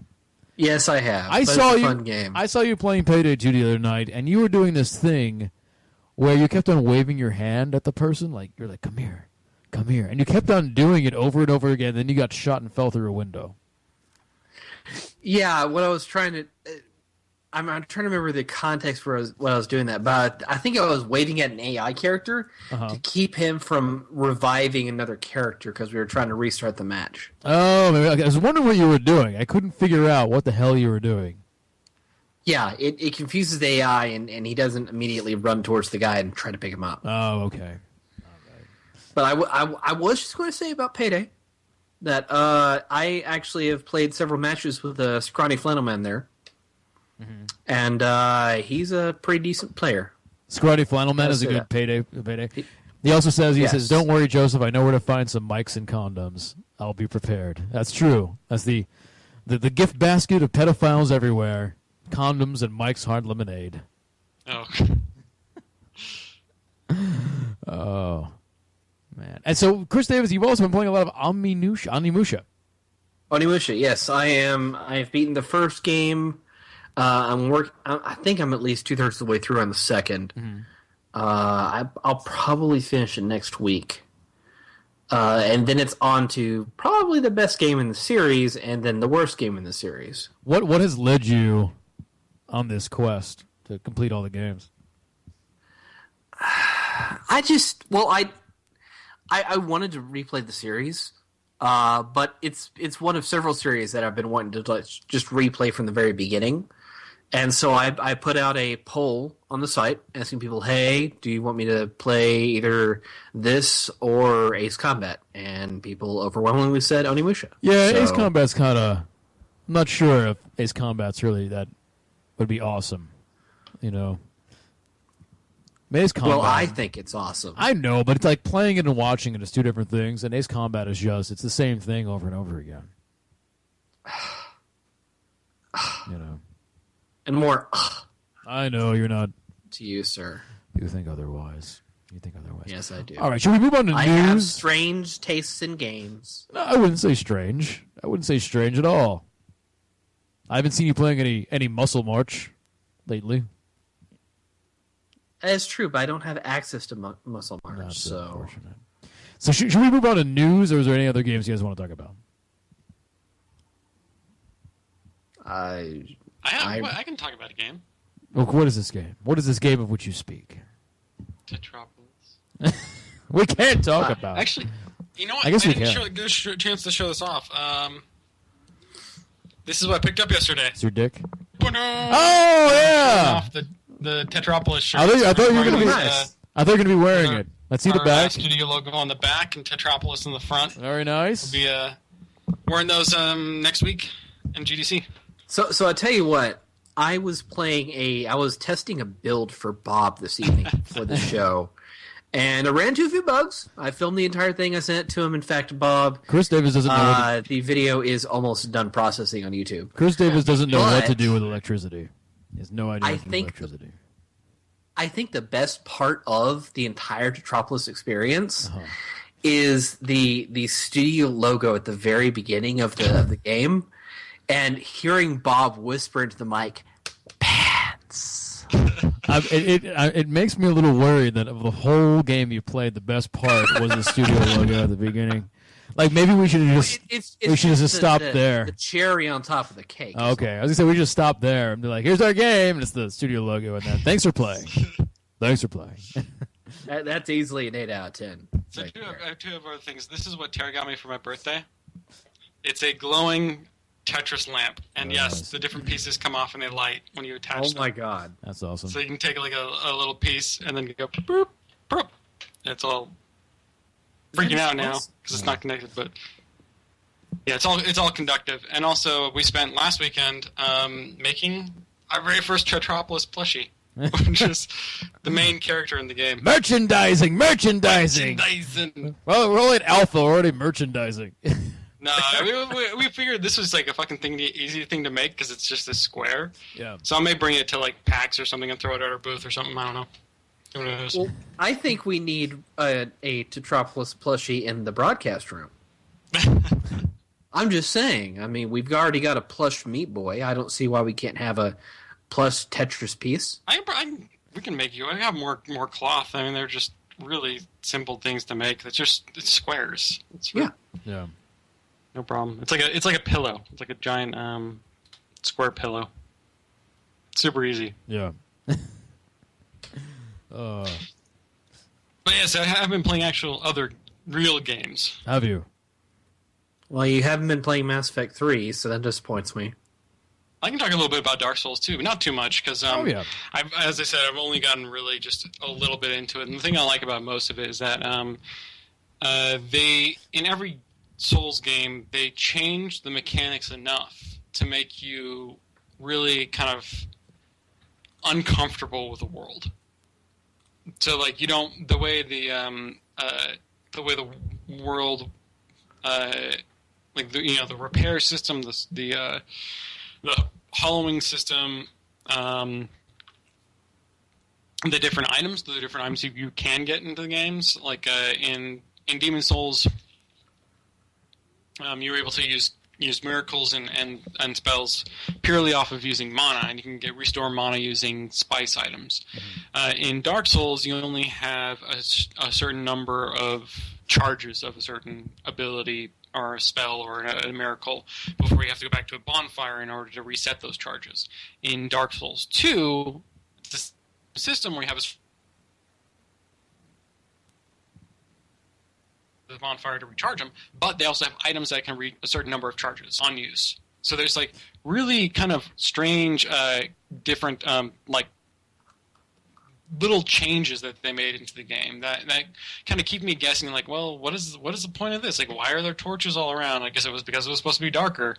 But then there's like some other things like where monsters will stop spawning after a certain point. Like, I'm not too sure. Like, I still don't know enough about the game, and I've certainly noticed where some NPCs or monsters just disappear after a while. Like, I killed them too many times or something, or I don't know. Like, there's these little tweaks to the world that make you kind of either uncertain, and you don't know if it's just because it's just a one-time thing, or if it's some kind of trend that's going on with the game. You need to find these patterns, and I've been really trying to avoid a lot of spoilers, and just kind of explore the game and get my feet wet. And I noticed that this game, I've been cooperating a lot more with people online. Like, I'll do a boss fight first, then be like, fuck, that was awful, and then I'll put my summoning sign down, and I'll run through the boss fight multiple times with multiple people, and I'll beat that boss a couple times, and then I'll go, okay, eventually, when you cooperate enough with people and you defeat bosses, you'll become alive. Like, you don't need to to return to human. Oh, really? In this game you burn effigies at a fire in order to become human. There's no humanity like there was in Dark Souls. It's just using effigies. It's like a hybrid between Demon Souls and Dark Souls, where you'll lose health as you when you're in soul form and Demon Souls, you are at like half health. But if you're human, you're at full health. In Dark Souls, you are always at full health. In Dark Souls 2, as you continue to die, you'll lose more health. But if you're back at human form, you're back at full health. I see. So you can help people out, get back to human form, and then summon a bunch of people with you, and then go do the boss yourself, which has been my strategy. So I'll go try the boss, die, and then help a bunch of people out with the boss, figure it out, and then eventually I'll get revived for some fucking reason. I don't even know why yet. It's part of the game. It's just one of those systems you just don't understand. And then I'll put down my signs or start summoning people and go back in and try it. So it's kind of a neat way to do it. And you also get a lot of souls and experience for doing that, and allows you to kind of level yourself up. But it's definitely that kind of claustrophobic, really cautious type of playthrough that I'm doing. Like, first off, I've just been you don't burn your effigies to become human? I don't even know what Jeremy's saying. Anyway, I haven't even, like, I've just been kind of, I don't even know what the fuck is going on. Like, it's just that crazy exploration system where I don't know the builds. I'm just doing like a standard kind of really tanky DPS type build that's like melee, strength, health, endurance bullshit. And it's not really probably until like next month or another month or two where we'll start to see people breaking down all the systems and really understanding what's going on behind the curtain. Yeah. But it's fun. It's a great game. It's one of those games that's kind of a learning experience, and that's the one thing with Dark Souls and the Souls series that does really well is it makes you kind of feel like there's very few scenarios where you ever get like a bullshit death. Like, you always learn something along the way. I did hear that there was, I mean, at least in Dark Souls 2, there were a few more bullshit deaths than have been in the past. Like, there was a few areas where hit detection was kind of weird. Deaths, yeah. Oh, no, where hit detection was kind of weird and seemed a little off. No. I would never say hit detection feels off. I mean, I don't know if you were talking about when Brad was playing. He was like, God, I fucking hit that guy. I saw those videos, and he didn't hit him. I'm going by like what I heard in reviews and stuff as well. Really? Reviews too? I don't know. Like, the thing is, like, whenever I hit, I feel like I should have hit. Whenever I miss, I feel like I should have missed. Right. The one thing I will agree with is that it feels like they increase the amount of time you're committed to an action. Okay. So if you're trying to use an Estus Flask, or you're trying to use a health stone, a life stone, or if you're swinging or blocking, there's a bit of a delay back, but a little bit of longer delay between when that action finishes and when you can go back to being, in your defensive mode, either rolling away or pulling up your shield. Right. It feels like there's a little longer delay there. Okay. And this is coming off of just playing, like, I played a ton of Dark Souls 1 last week. Mm-hmm. So I'm pretty fresh on what Dark Souls feels like. Right. And there's definitely a little delay in the second one. But as of hit detection, I cannot tell there's any difference between the two. So if you wouldn't have played Dark Souls all last week, then how far along would your current build of Tetropolis be? Not very, because most of it's blocked on Joseph making new assets. Hey! Oh. Somebody needs new stairs. There's only so many bugs I could fix. I don't like the stairs. I'm like, wow, if I fix the stairs, I need to fix a lot of other stuff to make the stairs fit. Yeah, I didn't realize like how. I thought you would just do it like as the stairs would just be like. Fucking. Well, if I did that, then everything would have looked like not as good as I was thinking everything else was looking. Yeah, you know what I mean. You're an artist. I'm an artiste. I don't give a fuck. Just put it in. It's done. Where's my friend? Bob's like, whatever. It looks fine. Half the shit's made in MS Paint. They're very different approaches to the game. Yes. Oh man, it's gonna be. I still have to look through the GDC thing of like what they're offering, so I can figure out where I want to go after talks and stuff. I've got maybe one day kind of planned out. I haven't done any of that. I probably won't. I probably will start doing that on the plane on Sunday. They have an app you can install. I don't know if they have an iOS app though. Yeah, I have an iOS. I have an iPhone. They have an Android app. But yeah, I'll probably, I don't know. I gotta fuck tomorrow. I'm thinking about that intro to intro animation or that animation workshop. Oh, cool. Yeah, cool. Yeah. God, tomorrow morning I'm gonna be out harassing rabbits. When do you get back from harassing rabbits? I don't know. Probably around noon. I mean, I need to get a haircut. My hair is kind of like. I had to get a haircut too. Look at this shit. It's like poofy. And I was like, so the past couple of months I've been just shaving it myself, doing it myself, and I'll get like a 3 and I'll do the backs and the sides, and then I'll grab the scissors and I'll just start taking chunks off of everywhere else until I think it kind of looks okay. Yeah. That's kind of how I've been doing it. So. I do exactly that, but then I have Tara actually like go over and clean it, which is why I'm going to go to an actual hair salon tomorrow because like all my hair is the same length. Yeah, it's just like one length all the way across. It's like a hair helmet. It's like a helmet sort of thing.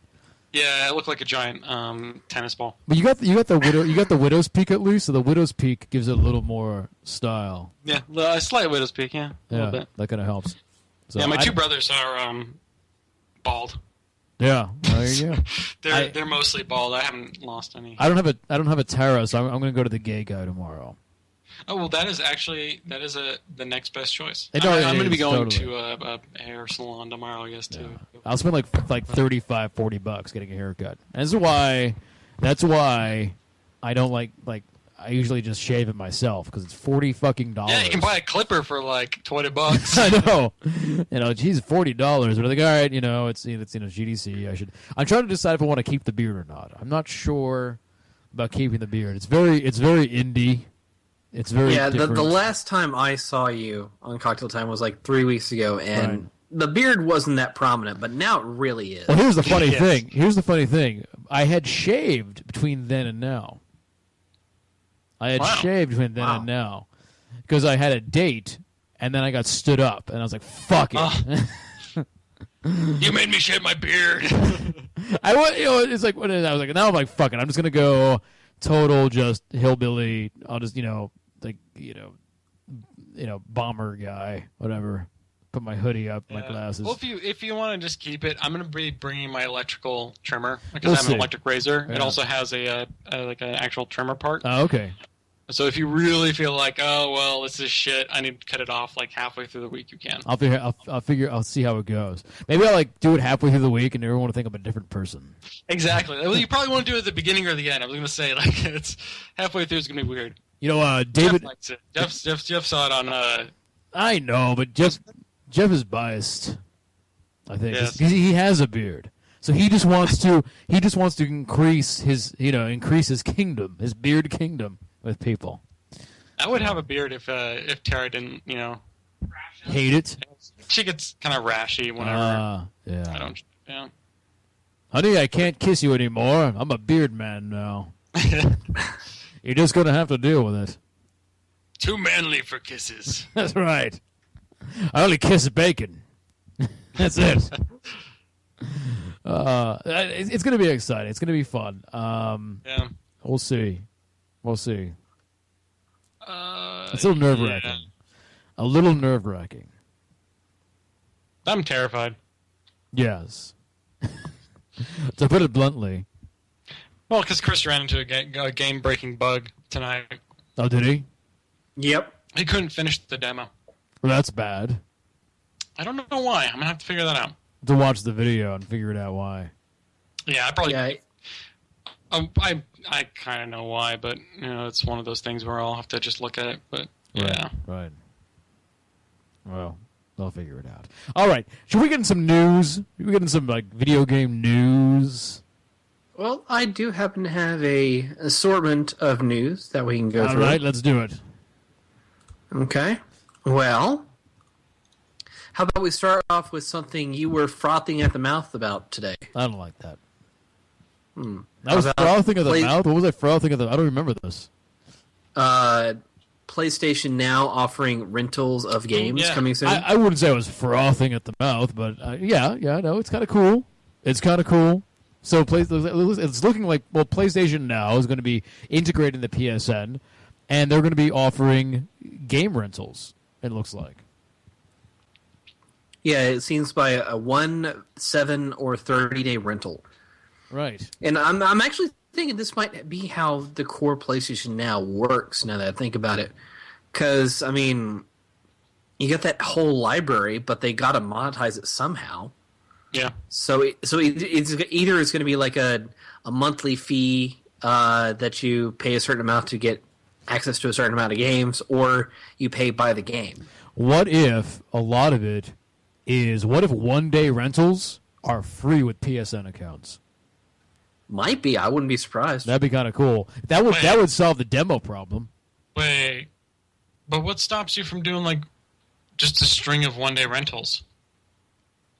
Well, it's attached to your account, so obviously you have a record of it. Yeah. But would you run out of one-day rentals? Would you only be able to do it once? Yeah, you'd only be able to do it once per game. Yeah. But what if you don't have PlayStation Plus and you wanted to do like just a one-day rental, and then you wanted to get I want to do one more day? Well, then you pay $1 or $2. So you pay by the day. So for PSN, maybe one-day rentals are free for the first time, but then you have to pay the normal rental the next time. That would make sense if they did the first one was free. I see what you're doing now, Bob. Yeah, which means like they would never ever have to do a demo. Like that would be their demo system basically. Yep. And you can put it for everything. It's kind of neat. Yeah. It's kind of neat. You can also, I imagine, use it for the streaming service as well. They're using Gaikai, is that right? Gaikai, correct. Yeah. So you don't even fucking install it. You just fucking be like, oh, I want to try this game out. Boom, you're playing it within like a minute or two. Yeah, I think it might take a little more time to get that. That's a little weird. I mean, the streaming thing, I've seen it work really well, but there's always that, people who have a really shitty cable, mode, have really crappy internet. I mean, I remember when Gaikai first came out. It was either Gaikai or OnLive a couple of years ago, and I played a demo for Mass Effect 3 on my fucking Chrome browser over the internet. Mm-hmm. I think it was OnLive. I think that was OnLive, but it was awesome. It was really awesome. It was like, hey, you want to play the demo? Here you go. And I clicked the button, and all of a sudden, I immediately was playing Mass Effect 3. It was really cool. It was very cool. It was very cool. It's one of those things that you don't realize how cool it is until you do it. And it's like, wow, I'm actually playing this game in my browser. No problem. And then you use it for a while and you go, why the fuck haven't we been doing this before? But I think the rental thing will be great. I think it'll people will definitely use it if they can give what they need to do is give PSN people. They need to give them a little incentive, Give first day, 1 day, free for all PSN people. Fucking awesome. You can sell a bunch of PS4s on that and PSN accounts based on just that. Yeah. It'd be a good move for them. Well, maybe not in Canada. Why not in Canada? Because it seems, and this has evidently been confirmed by Sony Computer Entertainment Canada, that they are raising the price of the PS4 by $50. In Canada? Yep. There's a bunch of they're also raising a bunch of damn socialist communist bastards. Well, that's why. They're raising it $50 to $449, and they're raising the price of the controller and the camera to $64.99. Did tariffs go up? Was that what that's going on? No, it's based on demand. There's a lot of demand, so they're getting more money. They want to. I guess I don't know. Wait, who's raising the prices? Not Sony's not raising the prices. It's got to be Sony's raising the price. Sony. That seems very strange. Quote, in a statement, Sony said the price increases in Canada are, quote, to respond to changes in the market environment, unquote. Although the declining value of the Canadian dollar against the American greenback wasn't specifically cited as the reason. Oh, that's what it is. It's because the Canada money is terrible. It smells like poop. It smells like poop. I was going to say, what's the exchange rate? Probably sucks. It was almost 1-to-1 a few months ago. I don't know where it is now. Probably not anymore. The Canadian dollar is low. According to Army 214, who's watching us right now live at 4pp.tv, says the Canadian dollar is low, and that's why. I wish the yen would go low. I wish you'd go low. It's only dropped to 0.9. I mean, it is lower.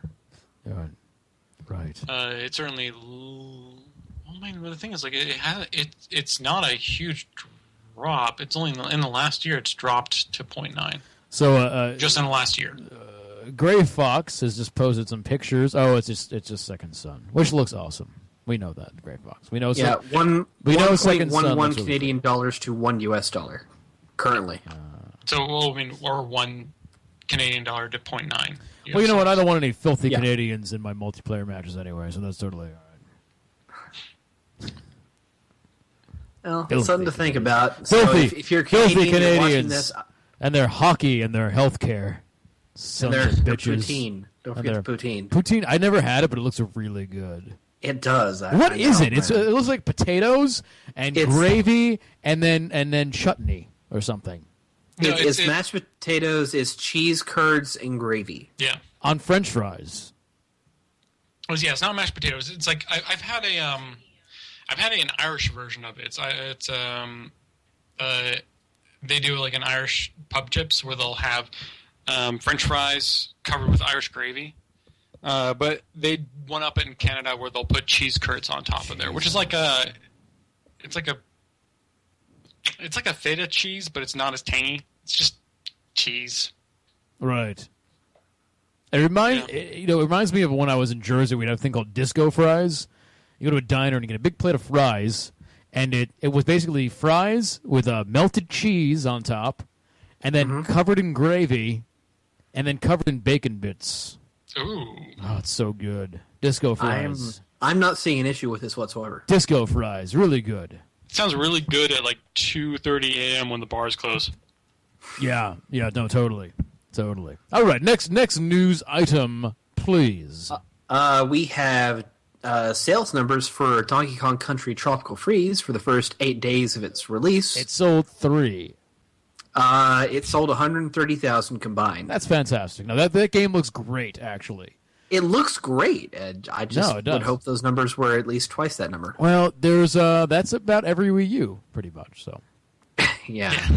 That's the install base, the entire install base. They were waiting for a new game. No, but that game looks so good. Like that's the type of game that I would buy a Wii U for. Like it's like an awesome old school platformer with really cool next gen appeal. I that they need to put more shit out like that. We need more of those. They do. They really do. Yeah, if there's one console I'm gonna buy next year, because if I'm gonna get a next gen console, it'll probably be a PS4, but it won't be next year, or at least until they do the next generation. Mm-hmm. But if there's one thing I'm gonna buy possibly before then, it would be a Wii U, just for the Nintendo exclusives. Right, because you can't get that on PC or anything like that. No. So. Can't get any of that shit. Danky Kang. I forgot about Danky Kang. Danky Kang. All right, so next one. How about a remake of a game everybody had hoped would never exist ever again? I don't like it. Shaq Fu? Shaq Fu, A Legend Reborn. Red Steel 3, what? I know.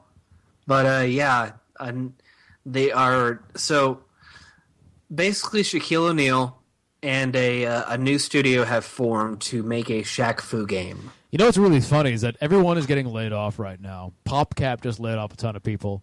Disney just laid off like 700 people. And a new... listen to the sentence. The sentence you just said. A new studio has formed with Shaq O'Neal, whatever his name is, to make Shaquille O'Neal to make a new Shaq Fu game. That's amazing to me. God damn it, video games. I love you. I love them. Love them. It's currently being funded on Indiegogo right now. It's got 37 days left. Mm-hmm. It's at 97,000 of its 450,000 goal. Does it really cost $450,000 to make a Shaq Fu 2? Well, no. The idea, and they blatantly state this in the promo for the game, is that they use that $450,000 to gauge consumer interest, And if they meet that goal, that means they can get further investment to actually make it into a full game. Here's a secret to everyone out there. That's how it works. Like, do people think like they stop at Indiegogo or they stop at Kickstarter? No one stops at Indiegogo. No one stops at Kickstarter. Do you think Oculus Rift is really still like spending the money they made on Kickstarter? No. Oh yeah. Oculus Rift has gone through like different rounds of investing, and they're about like $75 million right now.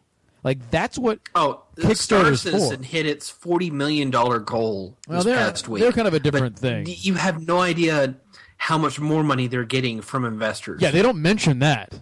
They don't mention the investor price. No. So, I mean, honestly, like everyone, I forget who it was, but it was somebody, there was some game that came out recently, and it didn't come out, but it was a Kickstarter thing, and everyone's like, well, they just use Kickstarter to kickstart, like, other investing, and that's not right. It's like, dude, like, that's how it fucking works. I'm sorry to let you know that, but people use that to gauge interest. They take that money, and they go, hey, investors, we got this much money from the public.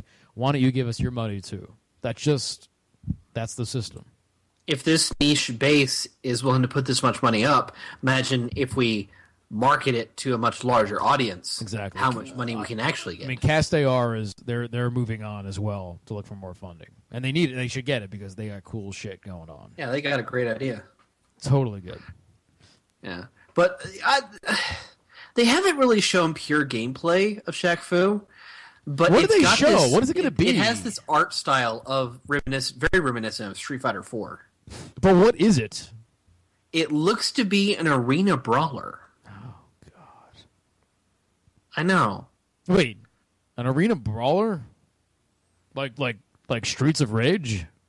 Let me send you the link here real quick. I can't look at it now. Use your words. Well, I've never played Streets of Rage, honestly. What? I know that hurts you, but I never played. You never Streets played of Rage. Streets of Rage? Do you know who Hagar is? Oh, no, Mike Hagar. He's from Final Fight. He's not from Streets of Rage. Oh, Final Fight. That's right. They're all the same game, for God's sakes. They're all the same goddamn game. But anyway, so what? Arena brawler. Okay. Yeah, you go into an arena and a bunch of dudes start fighting you, and you fight them back. Right. With Shaq Fu. Would the arena be a basketball arena, perhaps? Well, maybe? At least the pictures they've shown show a Chinatown-esque open square scene. So not a basketball arena. Oh, I'm certain there will be. But there's no way there's not going to be. They know they're making a Shaq Fu game, right? Yeah. Oh, no. Basketball should be an integral part of this entire thing. Yeah, it looks like there's a combo system built into the game. That's a terrible name. Like in, for example, Killer Instinct, Killer Combo, whatever. Well, I'm seeing one here for Shackwave. No, they shouldn't call it a combo system. They should call it a dribble system. Dribble breaker! I do not see an issue with this. Oh, that'd be good. They should really milk it and make it awful. Like the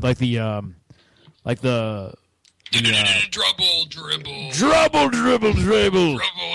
Dribble, dribble, dribble. I learned it like that too.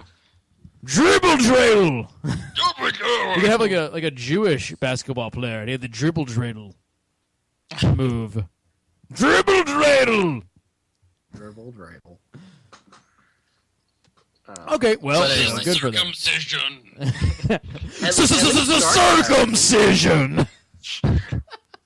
The art style actually looks pretty decent.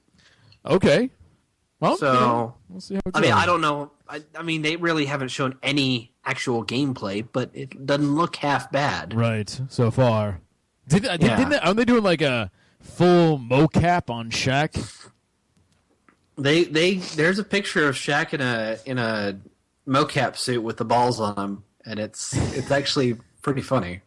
Damn right, he has balls. He has a lot of balls. He's a big dude. He is a very large gentleman. Isn't he the guy? There's a picture of him and was it the reality TV girl? And she looks like a midget. I think so. Yeah. Yeah. She's like 4 foot. He's like 7 feet. No, but she's not 4 feet. She's like maybe 5 feet. But he's holding her little hand, and she looks like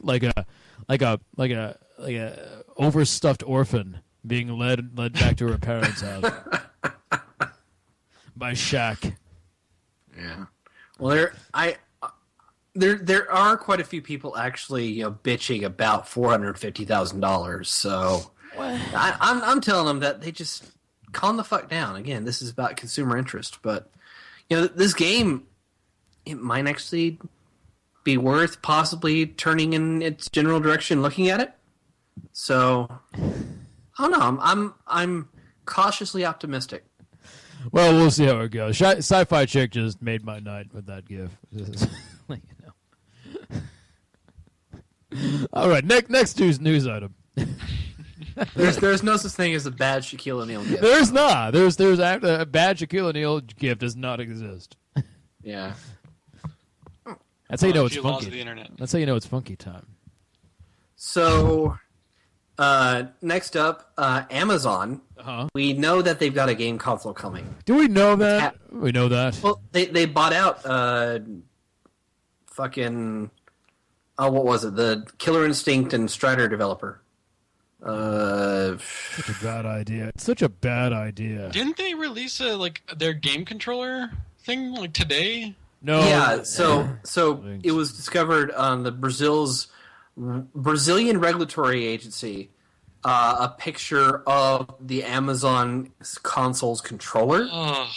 And it looks like a big, fat, ugly 360 controller. It's a Hot Pocket. It looks like a Hot Pocket. It looks like a Hot Pocket with corners. This is such a bad idea. Corners. Let me tell you something. You know a company has too much money when their name is not Sony or Microsoft or Nintendo and they put out a fucking video game console. So the controller, it's the top is entirely flat with buttons and analog sticks on it. Sure. Why would you want any two curvature? wings on the side that are like fatty wings. It looks like a Hot Pocket. It looks awful. I mean, why would you want any curvature to that, Bob? Don't you want to hold a nice brick, a nice rock brick in your fucking hands while you're playing video games?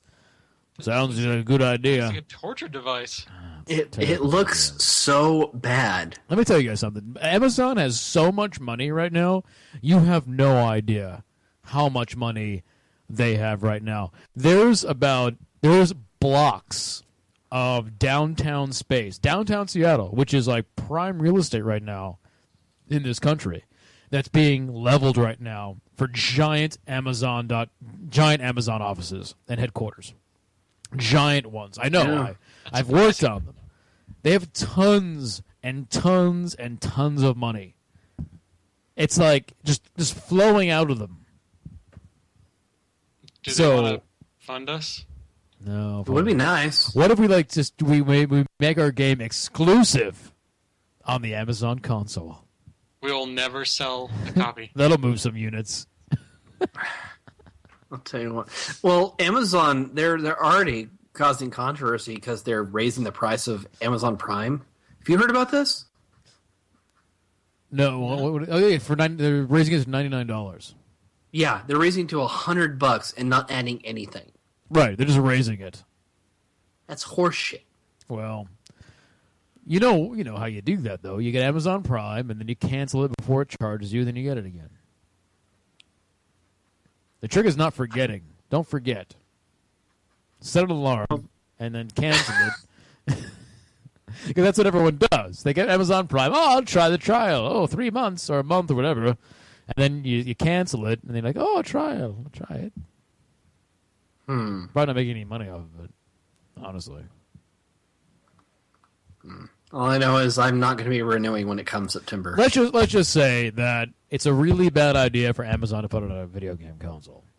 Yeah. It is, definitely. So we'll just leave it at that. Next news item.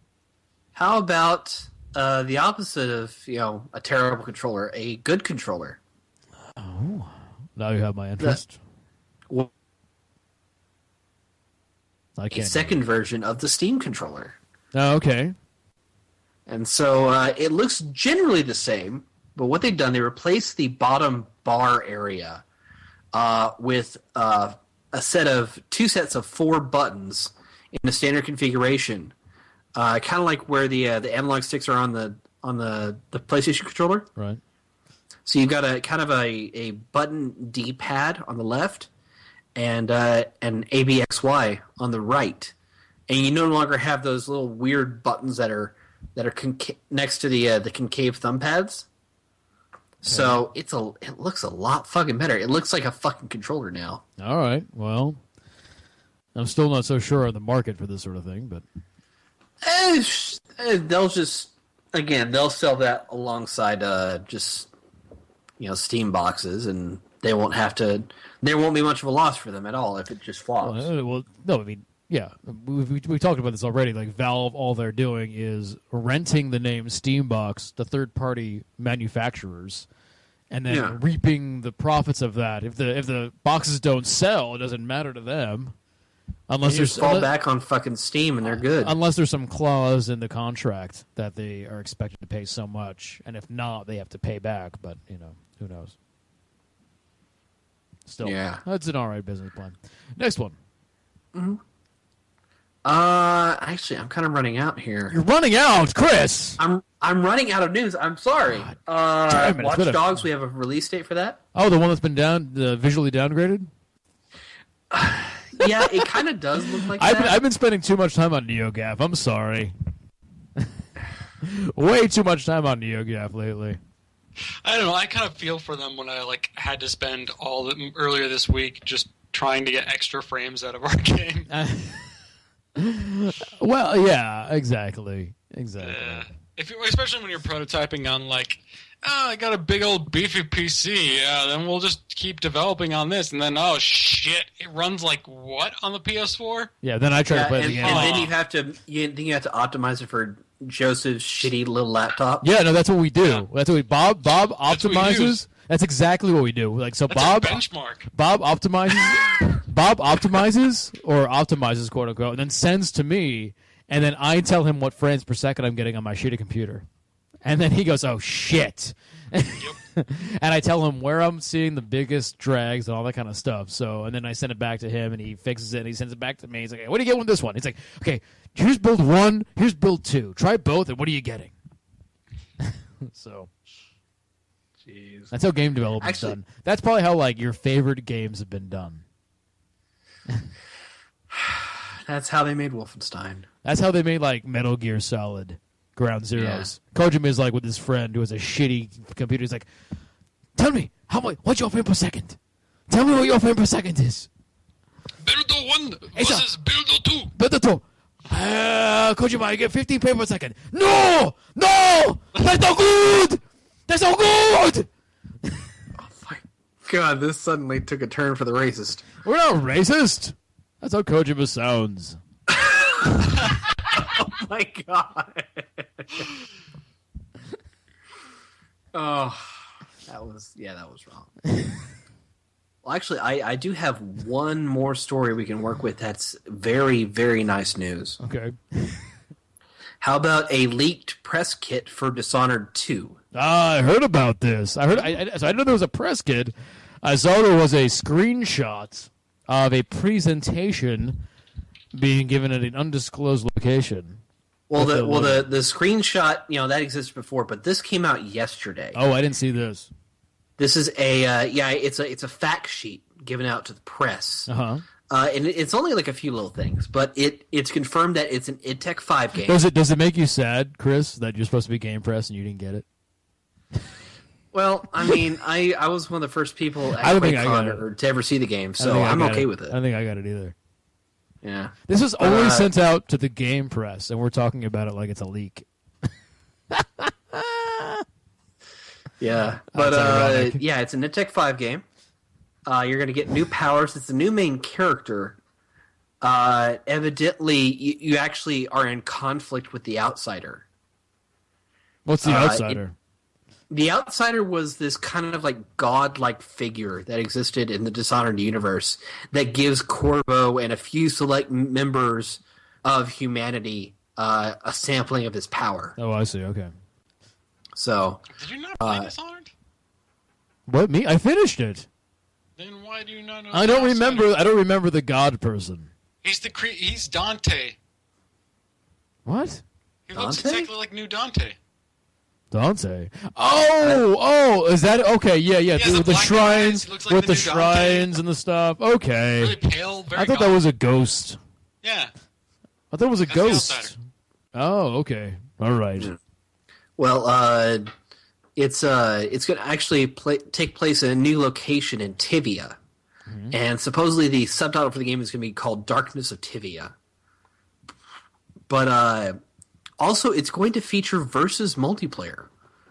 Oh, holy shit! That can be really cool. Wait, here's how they got to do it though. It's got to be like 3 versus 3, or like 2 versus 2, or something. Yeah, you gotta limit it. Yeah. Oh god! And if you have all the powers, oh shit! No, imagine like 3 or 4 versus 1. Only one person has the powers. Oh, and everyone else is a soldier. Do it like a Splinter Cell type game. Yeah, everyone else is a soldier. Just that Yeah, was like, oh yeah.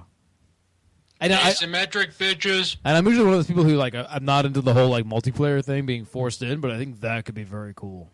Mm-hmm. Now the catch is, it looks to be a next-gen only game, obviously because of Tech 5, and they list the logos for Windows, the Windows 8 logo actually, PlayStation and Xbox logos, and that it will come. You pre-order the game and you get Doom beta access. Oh, yeah, that's also Wolfenstein. Yeah, I know. So they're really pushing the Doom beta, and they got to be announcing this game fully soon. Because we haven't heard about Doom, the new Doom, which is now just called Doom. So I'm thinking it's a reboot. But that's like so crazy. Really, Oh man, if they make a sequel to the new Doom, if the new Doom's just called Doom, the sequel should be called Double Doom or Doomer. I think it should be called Doomer. Doomier. Doom hard with a vengeance. Doomer. Doom it. The third one, Doomist. Doom it. The Doomist. More Doomist. Extreme Edition. Super Doomist. Double Doomist. Double Doom Extreme Edition. Did you want more Doom? We got it. Doomier. You can't handle how doomy this is. It's so doomy, you're gonna doom on your pants, bitch. But yeah, the only bad thing about this fact sheet is that it says the game is going to come in 2016. Okay. Why is that bad? I don't want to wait till 2016 for this game. No, just let them make it. Just let them make it. Too many games are rushed out the fucking door. Way too many games are rushed out the door. Let them do it. Let them do it. The first Dragon Age took fucking, 8 years to make? Just let them make, just give them time. Give them time. Remarkable things have been accomplished in short amounts of time. Just let me point that out. Name one. Name it. Call of Duty 3. It's Call of Duty. Come on. No. Shut up. Okay. Call of Duty. Treyarch, this was their first Call of Duty game. They had to develop a whole engine. Mm-hmm. They had to build an entire game around it, including a whole multiplayer suite inside, and they had to ship in 11 months. That's 11 months. That is amazing. It's not amazing. It's people not. It's people not seeing their. To the rule. It's people not seeing their families and sleeping at their desks and being. It's basically slave labor, is what it is. Yeah, and it's totally the exception. Yeah, that's not the common case when you have a tight schedule like that. And that's why I said it was remarkable. I didn't say it was common every day. Yeah, that's why you got to wait another 2 years. But it's already been a year and a half, and I loved Dishonored 1 so much. Oh, I know. You have to wait a little bit longer. Yeah. They got to make it good. But Doom! More Doom! Doom beta access. Yeah. Well, if you wait that much longer, it's going to be that much better. When it comes out and it's really polished and it feels just... It's the anticipation. Doom Stream! Doomist! The doomier the Doomist is, the more extreme the Doomist is. Do you think you can handle this much Doom? You can't handle this much Doom. Oh, man. Where did Doom come from? That's so strange. Like, we don't hear anything about Doom Forever, and all of a sudden it's like, yeah, you want the beta? Well, I talked about this back in January or December. No, but John Carmack's been making rocket ships and Oculus Rift. No. Remember when I was talking about how, You want more Doom? Get in this rocket ship! Well, the thing is, like, he's trying to get to fucking Mars. Have you not played the first Doom? Oh, that's what it is! John Carmack's trying to get to Mars. Well, actually, technically Phobos and Deimos, but yeah. He thinks to make the next Doom, that's why John Carmack has been into making rocket ships, because he thinks the best way for him to make the next Doom is for him to physically get to Mars. And then He'll just code it from there. Mars. Then he has to develop Doom 2 in order to get back to Earth. Right. He'll just code it from there and send it back through the satellite relays. Yeah, which is 11 minutes? Something like that? Something like that. To Mars? That's actually not, It's not that bad. considering how far it's away. We have a lot of satellites out there. Yeah. But yeah. Oh, Doom. We need that sweet quantum technology. That's true. We need that. Quantum entanglement, bitch. So, there's this whole thing where you can sign up to be sent to Mars. That's a one-way trip. I think as a cocktail time bonding experience, No. we should all sign up. What do you think? Come on. For the rest of your life, you will be... No, what do you think? Come on, it'd be awesome. We could have cocktail time all the time, or only be, like, when we broadcast, there'll only be an 11-minute delay. That's less than Twitch gives us. That is true. That'll be very great. true. It'll be cocktail time all the time. Doing I don't shots. think we're going to pack enough alcohol. We can do shots in 0G. I mean, there would have to be constant shipments from Earth of alcohol. We could. And you know how terrible the internet's going to be? You know what it is? We go through whatever alcohol we brought really fast. Yeah. Much, like, almost double or triple as fast as we think we would. Because we would so bored, we would do nothing but drink. It's really boring. We would sit there, drink, and masturbate, and that's all we would do. That's kind of like my life now. But yeah, but you're in space, so it's going to be It's even twice worse. as much. And then when you jerk off, it's all like floating everywhere. Well, yeah, it's that's like, the novelty It's like I'm we're in like talking a about. goddamn like 8 guys jerking off like on Mars. It becomes a fucking snow globe after a while. But the real problem is going to be, you're going to jerk off so much that the spacecraft en route to Mars is going to be propelled out of the direction it's supposed to be going. Yeah. I don't know about that. Calculate for the escape velocity of the semen. Yeah. It's pretty fast. Apollo 13, they nearly burned up in the atmosphere because they didn't account for the hundreds of pounds of moon rocks they were supposed to be transporting back to Earth. Is that what that was? Is that what that happened? Yeah. No, I'm pretty sure that was Spunknik. Spunknik? God damn it. Oh, Jesus Christ. Oh. Tish, bitches. Very nice. Very nice. All right, any other news, or are we done here? That's pretty much it. That's pretty much it. Okay, well, let us do our final thoughts of the evening. I will go first. I want to thank you guys for coming out tonight to watch 4-Player Podcast Cocktail Time. We haven't done this in a few weeks, and I apologize for that. We've just been really slammed getting the game ready for GDC and other stuff and whatnot. But we're going to try to do these as much as possible. So thanks for coming out and being with us tonight. But my final thought also is that I'm fucking got so much shit to do for Monday, and it's just awful, and I'm very nervous. I'm very nervous more than anything, but it's going to be fun. I think it's going to be a great learning experience, and I am ultimately very much looking forward to it. And that's GDC is what I'm talking about. I don't think I mentioned that. Anyway, that's my final thought of tonight. Bob, you can. I can't bring Dark Souls 2 with me to San Francisco. No, you can't. This is depressing. You're not allowed. I'm going to have to socialize and drink the entire week. That's terrible. We're going to have to make up. No. We're going to have to talk to people, Bob. How do we do that? I don't talk to people in person very much. I know it's crazy. And I think that GDC is basically, from what I gathered from looking at all of the parties, is it's drink. Wake up around 11.